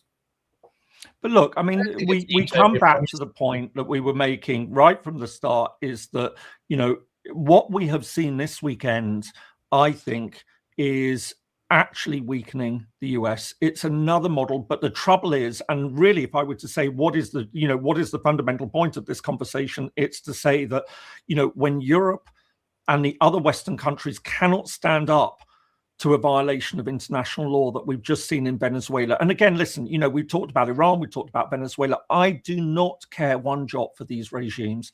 I would love to see them disappear. But the fact of the matter is, when you do it in the way that the United States has just done it, you are just opening the door for that realpolitik of Russia to go into Ukraine and then tell the rest of the world, listen, America just does exactly the same. Why are you getting angry with us? Don't get angry with us. They're just as hypocritical. Just leave us to it. It's our issue, not yours. Don't worry. We'll trade. We'll give you oil at a better price, whatever. This is what I find so disturbing. And this is what really, really worries me about the world that we're living in at the moment. So it's not about defending the Iranian regime or Venezuela. I'm happy to see Maduro gone in that sense, but I'm not happy at the way it was done, because I think it makes us all far, far less secure. And I think the fact that Europe isn't able to stand up to this and make that point and really understand in itself how damaging this is to Europe, that it's actually making Europe less secure as well. And it's cementing that sense that Europe is hypocritical, that it won't stand up. It talks about international law, rules-based order, but when push comes to shove, it won't do anything about it. I agree with both of you. I think that Europe needs to look. I don't think it has to be too complicated. Europe can offer, as you said, James, or inferred, right, can offer a more constructive, predictable alternative to the United States in an economic sense. But we also have to be a lot more willing to say the hard points, to talk about the uncomfortable truths. And that means that if Europe wants to be seen as a genuine upholder of this rules-based order, that they implement it consistently. I think that's what people would prefer to see. If you're going to talk about the actions of the United States and China and Russia as illegal or wrong, then you call them out, but not just China or Russia. You also call out the Americans. Yeah. And they're not going to do that. And they're not going to do that unless they pick up their conviction, unless they grow some balls and actually do that. I think the gated community analogy is very well placed. A lot of out of touch, very sort of champagne socialist kind of communities exist across Europe. And we need to be a lot more selfish in certain ways, I think, Europe. We have been too busy trying to advocate for human rights and rule of law or other things in other parts of the world, that we haven't prioritized our own issues right now. A lot of Europe, especially some of the Western countries, are facing huge levels of poverty, huge levels of inequality, huge immigration concerns. And, some people argue that this means the right-wing parties are going to come in and then dismantle the EU. Not necessarily, I don't think so. But if the EU is going to be the collective body by which the Europeans conduct themselves internationally, then we have to be a lot more coherent on what that looks like. And right now there is no consistency. There's, just to bring one specific example, there's discussions of bringing in a Eurobond, right? These ideas of bringing in specific economic options for more investors, more people to look at. And if Europe wants to do that, then they need to stop being outraged and, to quote Macron, stop reacting to issues, especially over, say, Russia, Ukraine, and get out in front. They need to talk to Putin, as uncomfortable as it may be, because simply being angry about America going directly to Russia is not how you get relevancy and have a role. You have to play the game, and Europe has to play that game, because the uncomfortable truth is we're not in a world that adheres to what we assumed it did, well, when I was non-existent, in 1991. So anyway, that's my sort of preach. But bringing it back to Venezuela, and that means, I think, they should call out Trump's actions as completely unlawful. They should say that this is wrong. What does this mean for Venezuela? We are happy that the Venezuelan people have more choice, but the way that it was done is completely illegal and sets a completely unacceptable precedent now, and we do not stand for it. But they're not going to, and that's it's wrong. So what do we do? For one reason, which we come back to, is that Europe's got to deal with its Russia problem, essentially. I mean, it can't do any, as long as it's reliant on the United States for security. It's not, to be realist about this, I understand it's not going to call out Trump. It lives in fear because it hasn't been dealing with this sort of US presidency in the past. I mean, to a degree, I think George Bush, but what was really interesting is that over Iraq, the divisions between Europe and the United States were very, very stark indeed. And I think it's very, it's forgotten now that, France and Germany were absolutely livid about what Bush was doing. They called it out. There was real fury about it. And remembering, of course, they had accepted Afghanistan, that they'd said, listen, we accept that Afghanistan, there was a legitimate case to go into Afghanistan, that the Taliban had provided an operations base for Al-Qaeda. It was supporting, this again comes up a lot on my channel. I'm sure it's the same with you guys. All these people saying Afghanistan was illegal. No, it wasn't. I think Afghanistan, by any understanding of the term, was a self-defense. It was a legitimate, legal. It was legal. It wasn't popular necessarily. I think people were much more. Afghanistan was much more accepted. Afghanistan absolutely. Iraq was. There was real anger about Iraq. I'm actually really glad that you brought that up, because I remember leading up to the Second Gulf War, it was France that was the biggest dissenter within the room, and I remember, Dominique de Villepin, who was either France's foreign minister or the UN guy. I forget which one that he was. He was No, de Villepin was the foreign minister. And he was vilified in the United States. He was like public enemy number one. And Germany was number two. But the narrative that came out of this, and this was at the height of I don't know. You remember that movie Team America: World Police? It was the Matt. Oh yeah. Movie. I mean, it's a brilliant, brilliant film. And I mean, just the French were just absolutely eviscerated within, the first few moments of the movie. But that was the general sentiment at the time. And what was it? Freedom fries, wasn't it? How dare you go against what U.S. foreign policy? You're absolutely right about this. Europe had more of a backbone then than they do now. Yeah. They had much more of a back. I mean, this was Donald Rumsfeld saying, okay, forget old Europe. Let's focus on new Europe instead, which is, the former Eastern Bloc countries. Forget France, forget Germany. Forget Spain was pro invasion, and then there was a government change, and then who was it? Juan Zapatero came in, and he was also widely vilified in the United States.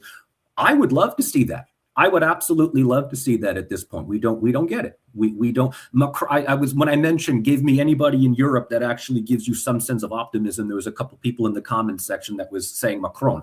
Yeah, okay. I mean, this is when you compare with everybody else. Sure, absolutely. But Macron is no Villepin. Macron is no Gerhard Schröder.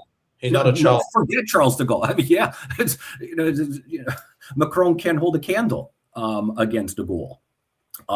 So I don't see the current leadership producing that kind of definitive break from American dependency. Europe is still very much trauma bonded to the idea that the United States, with the idea that maybe they're all thinking perhaps Trump is a blip.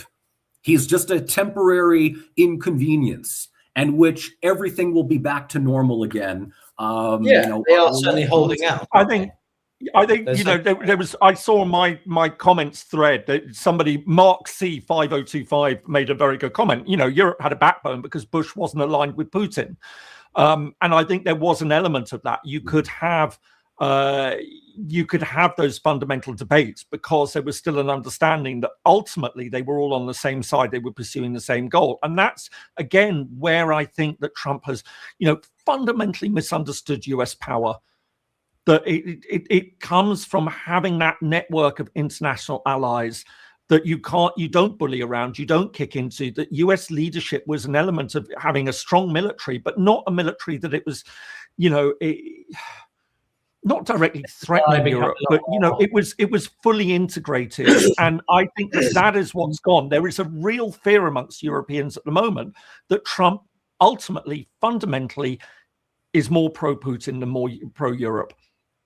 I think I've always been, well, this is why I've become a lot more realistic. I think the Europeans have been far too naive in thinking that America would ever do something that was in some purely idealistic sense, that they would act purely on altruistic means, right? America has always done things with self-interest in mind, whether it's first and foremost. And I think in this case, Trump is just being a lot more shameless in that, right? You can pretend whether Obama did it because he thought, no, he still did it because he thought it benefited America's grand strategy longer term. And I think Europe needs to damn well wake up to the fact that Trump is just doing that a lot more bluntly, and he's doing what he thinks benefits American self-interest. Europe needs to do the same. We need to decouple, de-risk, sanction, call out, whatever it is. If that's truly what we stand for, then we need to do it. And not stick around sort of hoping that a America led by Gavin Newsom will come around, or Kamala Harris, and somehow mean that the transatlantic relationship is the same as it ever was. Europe needs to wake up to the new realities that even if a more favorable leader does come in, that ultimately the precedent has been shifted. The precedent has changed, and Europe needs to be a lot more self-sufficient, willing to go its own way in what it thinks over domestic international issues, etc. Not just kowtowing to what DC says, because it doesn't work like that. And I'm a lot more cynical on this than other things. I want to believe in that transatlantic relationship, but we've got another 3 years to what James says, and Europe has 3 years to wake up. Or it has, well, maybe less actually, but you know what I mean. It's going to take time. Let's pretend that we assume Europe is going to be more proactive in seeking its autonomy and leadership, whatever. That's not going to happen overnight. It takes time to decouple, to reindustrialize, to build your capacity to manage it on its own. So I don't think you'd see European leaders being so critical of Trump yet, but maybe over time, if they're doing things behind the scenes, that may change. But I mean, this is a lot of speculation. Well, I guess also if they decouple from the United States, I mean, are they able to go alone? Or do they have to recouple with another power? China, even Russia, for that matter. I don't know. I'm not sure about that. Well, look, that's not going to happen anytime soon. But, you know, we can talk about what Europe can and won't do, what they should do.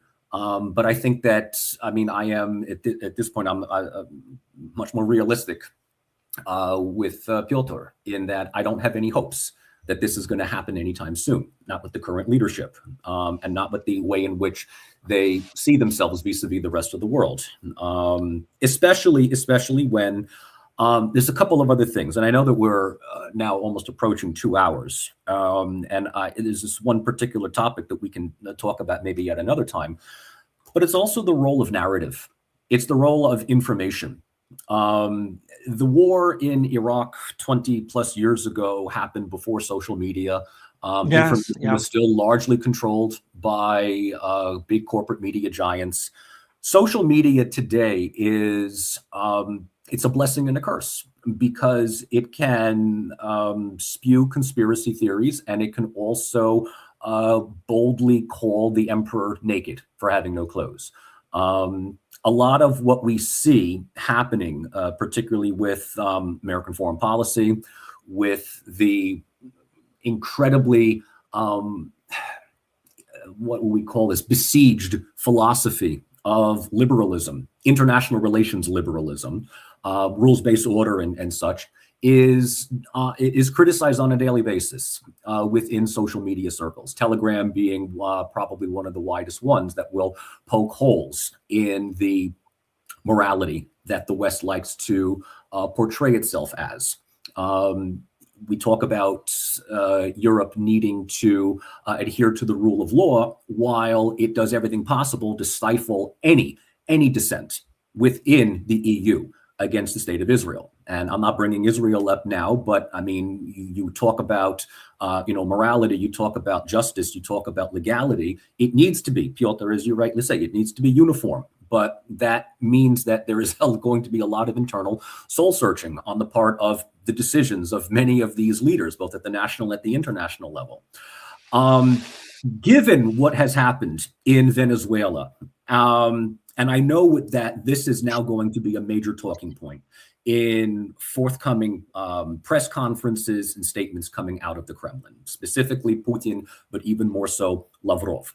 They talk about this stuff all the time. Lavrov has a number of talking points within his narrative that really describes the way in which Russian foreign policy views itself, justifies its actions. And yes, it will, as James, you pointed out, it will use this as a lightning rod to show that the West does not suffer any kind of non-compliant government. And this should be seen as a wake-up call to countries like Iran, Brazil, Colombia, and Cuba to close ranks within BRICS countries, and maybe even talk about BRICS developing some kind of defensive strategy as well.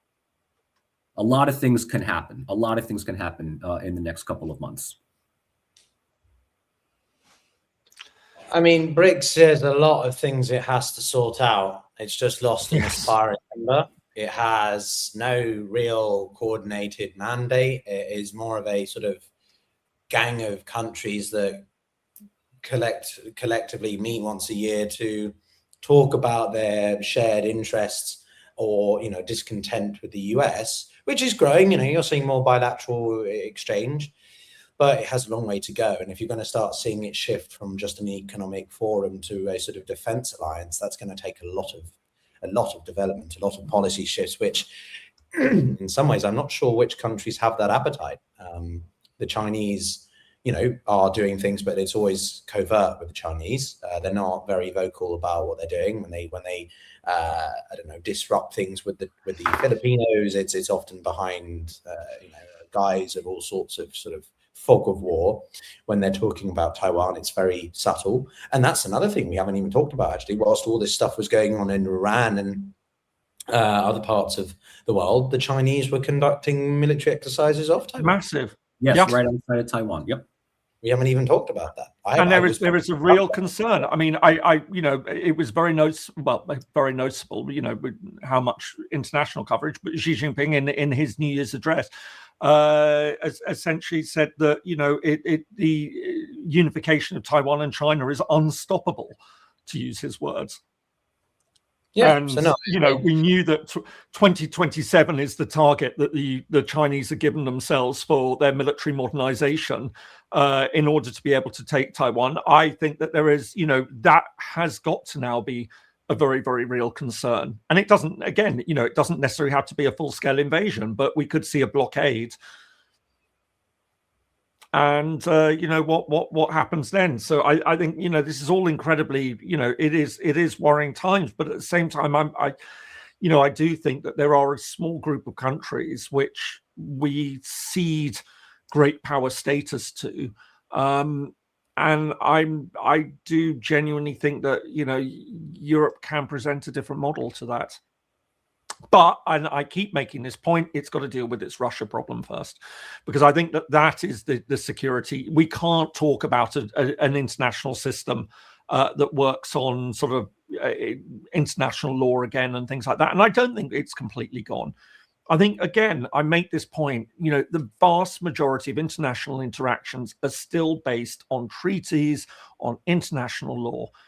And I think most countries want to keep that in place. They don't want to return to a world where, you know, big countries like the United States can just simply rip up the rule book and impose tariffs left, right, and center. To this week, we're going to impose 80% tariffs. Next week, we'll drop it down to 20, but then we'll put it up to 120, you know, completely erratic, going in, you know, seizing their leaders and things like that. I don't think countries want this. I don't think they want this system. Well, that's when I often bring in Africa. From my time living out there, I can say that some of the biggest upholders of the system that we've been accustomed to are African nations. Absolutely. Because they came very much to the realization that, okay, this is the hand we've been dealt. These are the new borderlines that we have. We live in a sort of Westphalian nation state kind of system now. We've got to make it work. And whilst it's not exactly easy with Sudan's civil war, with this situation in DRC, with Somaliland now being recognized by Israel, all these things show that actually it's some of the poorest nations that are the biggest upholders of the international law, which, as you know, in the most purest of form that you're talking about, James. And so therefore, and we aren't selling them the reality of why that's worth preserving and what is the model to do it. That's an opportunity for Europe, therefore, to work with that, which is the point I've been absolutely making. If there's one takeaway message in all of this, that's it. That Europe can say there are a lot of countries. There's 193 members of the United Nations. Most of them, the vast majority of them, would be happy to live in, you know, where there is a stability. The sovereignty will matter. A lot of them won't want any outside meddling in their internal affairs. But given the choice of a stable international order based on international law, where, you know, they know how things work, and there's a degree of security and stability there. That's what they'll take. Again, I think this is all very idealistic, and I think we have to be realistic. I don't know if it is so idealistic. I think, as I say, I think there's receptive audiences out there. But I think the point that you were making about BRICS is very valid. BRICS, I don't take BRICS particularly seriously because I think it's just a coalition of countries that like to complain about the West. But there is very little that ties them together in terms of ideology, in terms of outlook. And again, you know, where is this going in terms of economic cooperation? Economic cooperation relies on an understanding of rules of law, that you want to be sure that when you enter into contracts, that when you enter into system, that there is some arbitrary, arbitration mechanism available there, that these are countries that if you want to invest, if you're an Ethiopian company and you want to invest in Iran, you know that the law is going to be on your side. This is where Europe made the understanding and where it's so successful. None of that exists in the BRICS because the one thing that we know is that autocratic countries do not have that sort of legal system in place because it's very arbitrary. It has to be arbitrary because you need to have that in order to just chuck people in jail at will. So, you know, it actually all does tie in with each other, believe it or not. I think it's a long-term absolutely strive for, but as it stands right now, Europe is not in that position. It has to focus on its own house, right? It has to be much clearer on what it is it wants to achieve, how it wants to achieve it, what its boundaries are, how far it's willing to go before it can then begin to really leverage its advantages, if it has them, to engage African states in that way. The same with Latin America through a free trade agreement or something. Right now, Europe is so inconsistent, and well, we said it enough, I think. To see this, you know, yeah, sure, in some long-term idealistic scenario, yeah, absolutely. But I'm very skeptical of how realistic it is. But Michael, I'm sure you disagree on, or I don't know, you probably perhaps see it differently.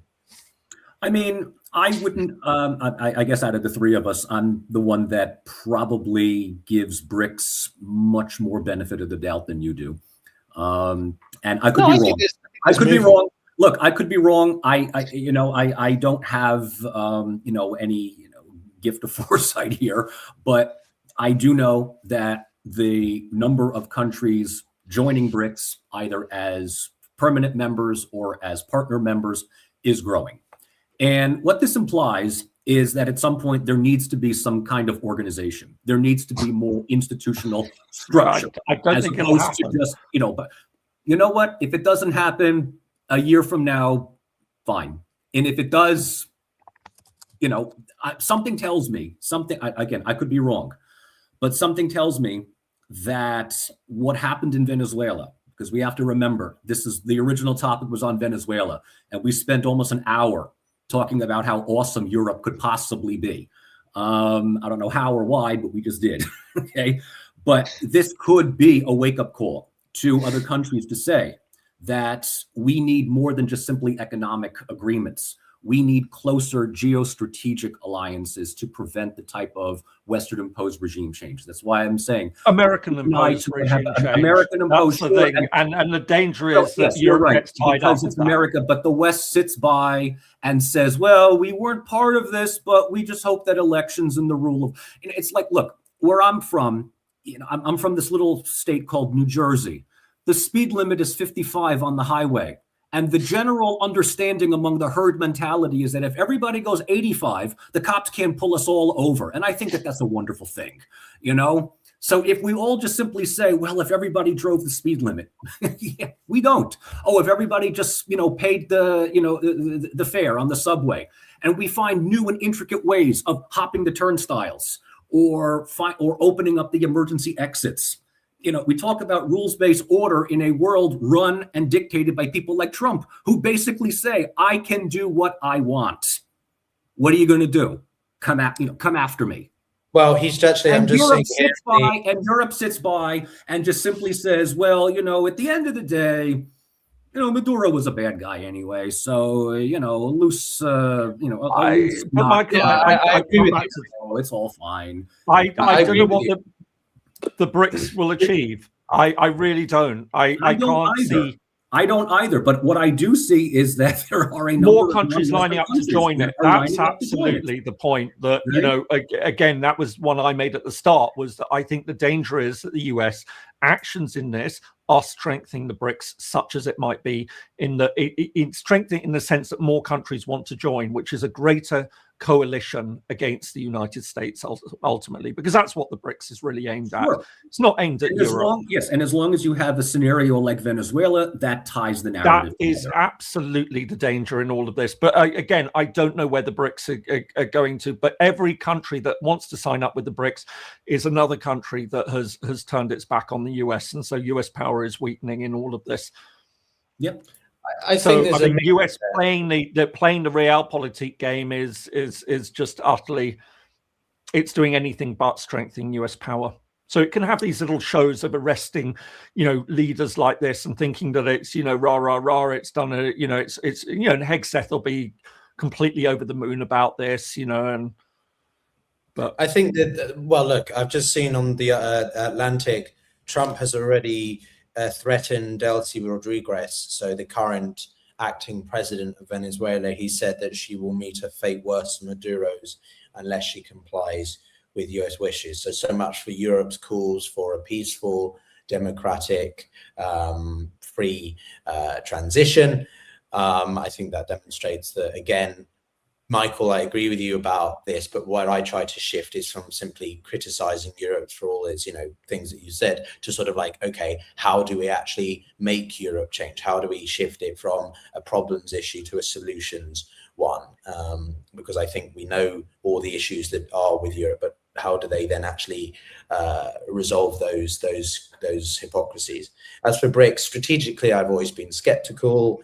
I think that it isn't something that has, as I say, it's been around 15 years as a physical entity, but what is it going to do more than tactically, where I'm a little bit more convinced, because we have seen some policy movements, we've seen some bilateral agreements established, a reduction of the US dollar in certain contexts. But again, that's a lot of that is bilaterally. So what is the organization as a whole really going to do strategically to offer an alternative? I think that's where I'm still more skeptical of it. But I guess, to bring it back round to next steps with Venezuela, things are changing very fast. We are seeing these threats now from Trump, and my worry is that we're going to see an internal instability in Venezuela. This leadership isn't going to comply with America.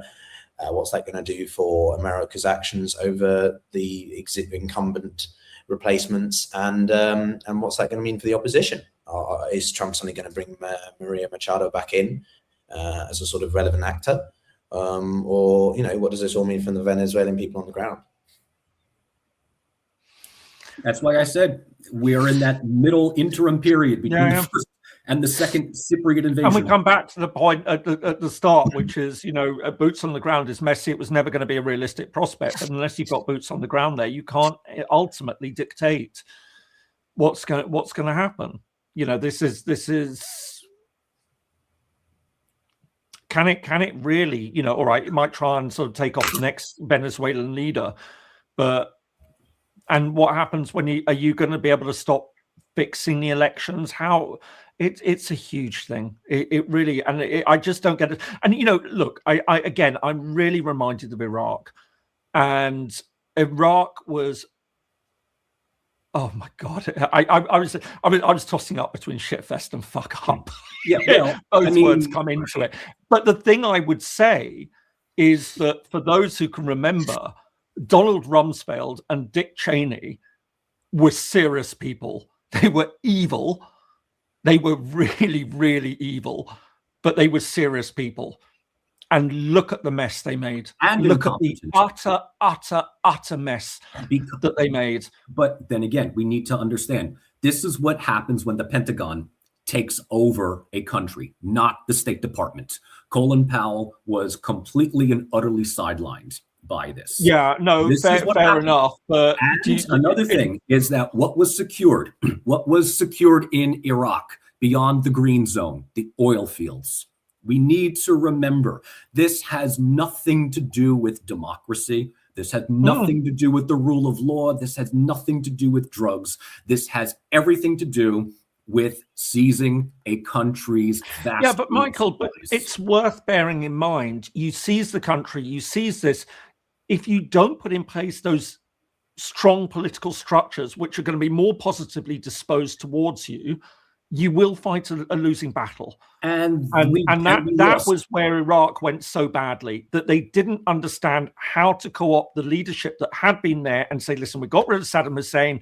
We're going to co-opt the Ba'ath members. We're not going to sack them all and everything. It was a colossal mistake. It Absolutely. But the thing is, the point I was making is that, we were dealing with, Bush wasn't a serious figure. We know that, but we were dealing with people who around him were hugely experienced. And as I say, evil geniuses in many ways, but they made such a horrific mess of what happened in Iraq. And then just comparing that with the sycophants that Trump has surrounded him with, himself with.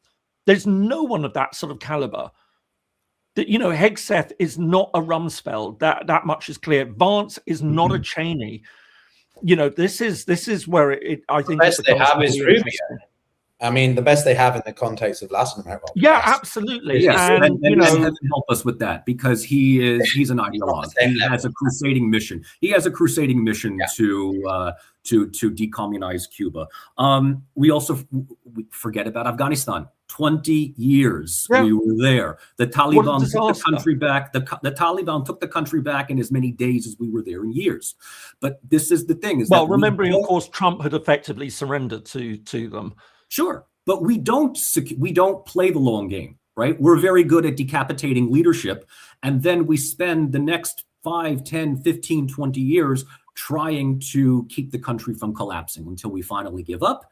And we retroactively say that we either A, we accomplished our initial mission, or B, well, they don't really believe in democracy and they hate freedom and they just hate America anyway. So, there it is. Again, Stephen Kinzer's book, Overthrow.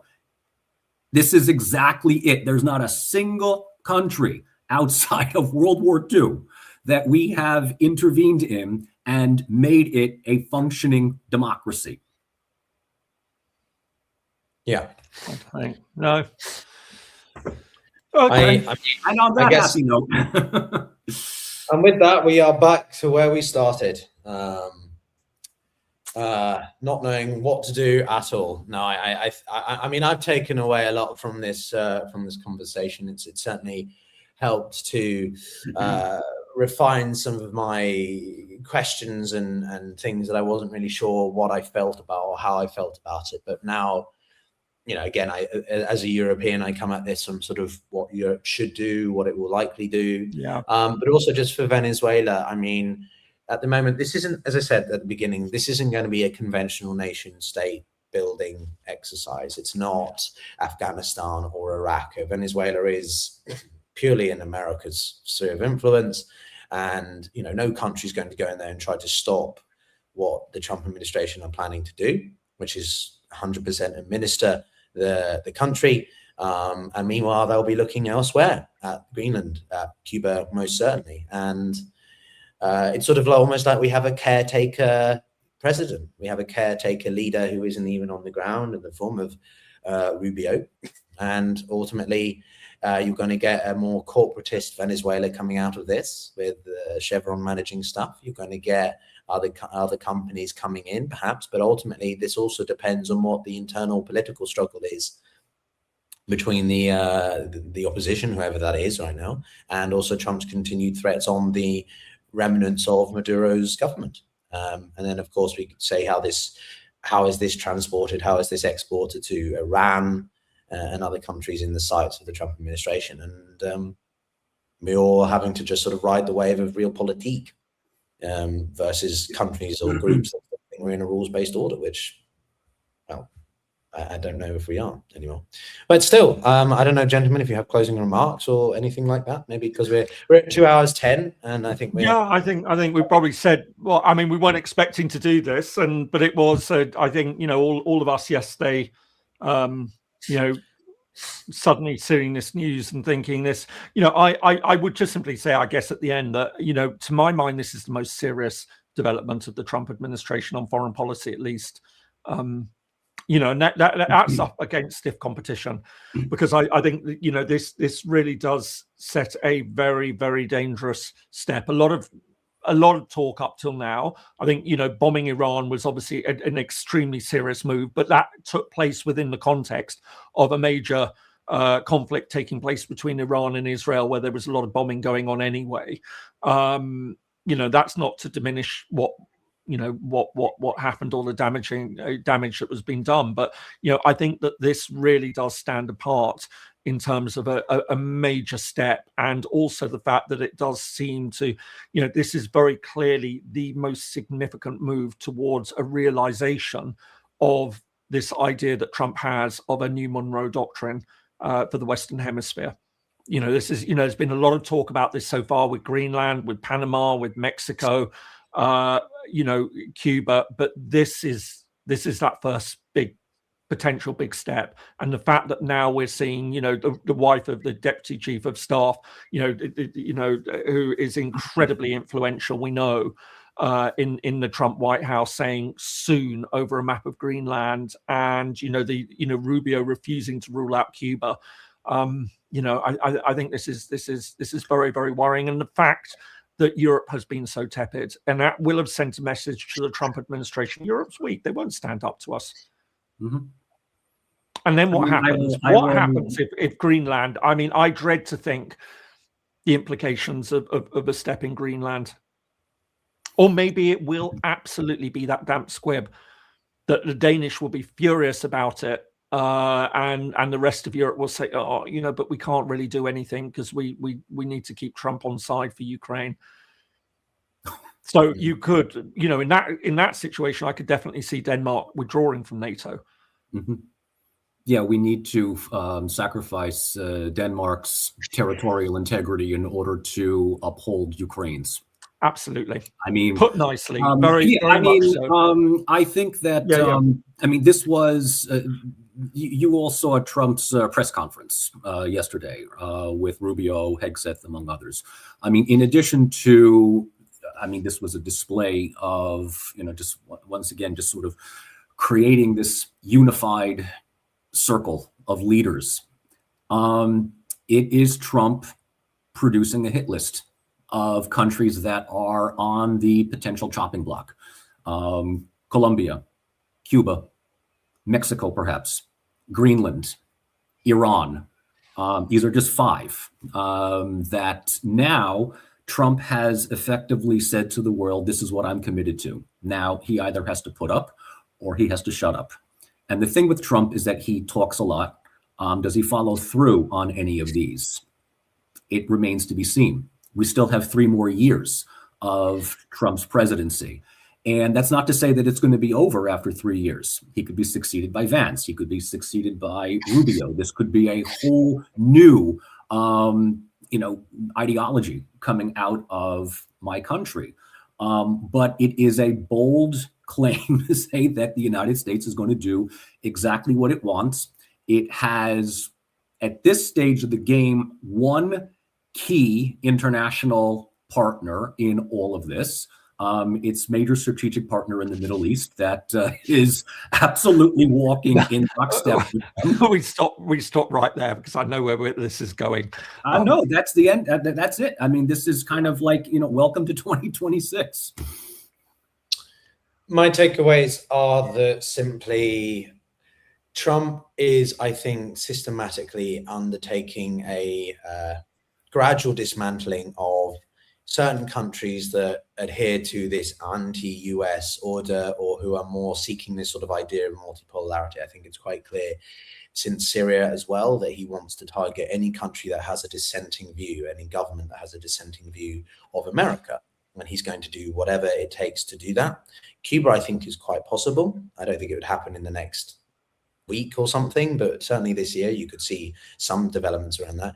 Greenland, I think your scenario, James, is very plausible. I think it's very plausible that Europe basically kowtows to Trump's forced acquisition of Greenland. But ultimately, I think it may be in a few years, depending. I think it also depends heavily whether Europe decides to hold out for a more favorable leadership, or whether in the 29 election or whenever it was, that we sort of see Vance running against Gavin Newsom. Is that going to be the ticket? Let's say then we get Vance. That's a scary thought because he's in some ways even worse than Trump. But let's say that Gavin Newsom or someone more favorable, more conventional towards what Europe thinks of America wins. Then you would sort of see, I think, Greenland eventually returned to Denmark. But at that point, they would just use it as an opportunity to seek independence. So either way, you would see if moves were made on Greenland, I think is what I'm saying, then Denmark would certainly lose it. And lose it. Or you would see Greenland independence. Yeah, lose it. Okay, so but other than that, my main concerns now are what happens in Venezuela and the fallout that has for other groups in, say, Iran and Cuba, and this just broader grand strategic narrative around, realpolitik versus rules based. I don't think it's quite as binary as that, but that's sort of how we can summarize it. And of course, in all of this, where Europe sits, is it going to follow through? If it's not, then it needs to shut up. And if it is, then it needs to start taking a stand more consistently and actually doing. But I think the focus is on Venezuela right now. And what happens, based on the news feed that I'm getting, it's not even sort of days, it's minutes. We're seeing updates about what's happening with Maduro, and obviously all of this under the guise that it was a terrorist organization and the dismantling because it was legal from a national security standpoint and drug enforcement for the US, which what China can go into Taiwan because it's an illegal support. They're worried about the semiconductors. That's disrupting their energy networks in southern China. Or something, but all right. Thank you very much, everyone, for watching. We will see you next week, next couple of weeks. At this rate, maybe we should just be meeting on a weekly basis to cover things. And I appreciate the impromptu meeting that we all threw together within the last 24 hours. But it was needed. This was just too big timely. to ignore. Yeah, no, it was. I think we all did. I think we all did a great job because we have all collectively gotten praise and condemnation from everybody. Oh yeah, things in the comments. We talked over each other a bit, but I think it's more about the highly charged nature of what we're talking about, and we all want to sort of just jump in with what we think, oh shit, it's going to happen, and then it gets a bit carried away. So apologies for my interjections at the beginning there if it was a bit hot-headed, but I think it's just we're all scrambling to make sense of what is going on and who's right or who's wrong and what should best happen and what's more likely to happen. But with that, everyone, do check out these gentlemen's channels. They are amazing. Do follow us on other platforms if you like to use them. And don't do Twitter, X. Don't, please. Sorry, I know that you've stuck with it, but hey, it's still in the rules-based order or Realpolitik. X is still the place where announcements. It's Realpolitik. It's not rules-based order. Given everything that's come out about Twitter, X in the past couple of days. Right. Well, yeah. All right, gentlemen. Yeah. All right, everyone. Thank you very much for watching. We shall see you on the other side. Stay Bye safe. there all. Thank you very much.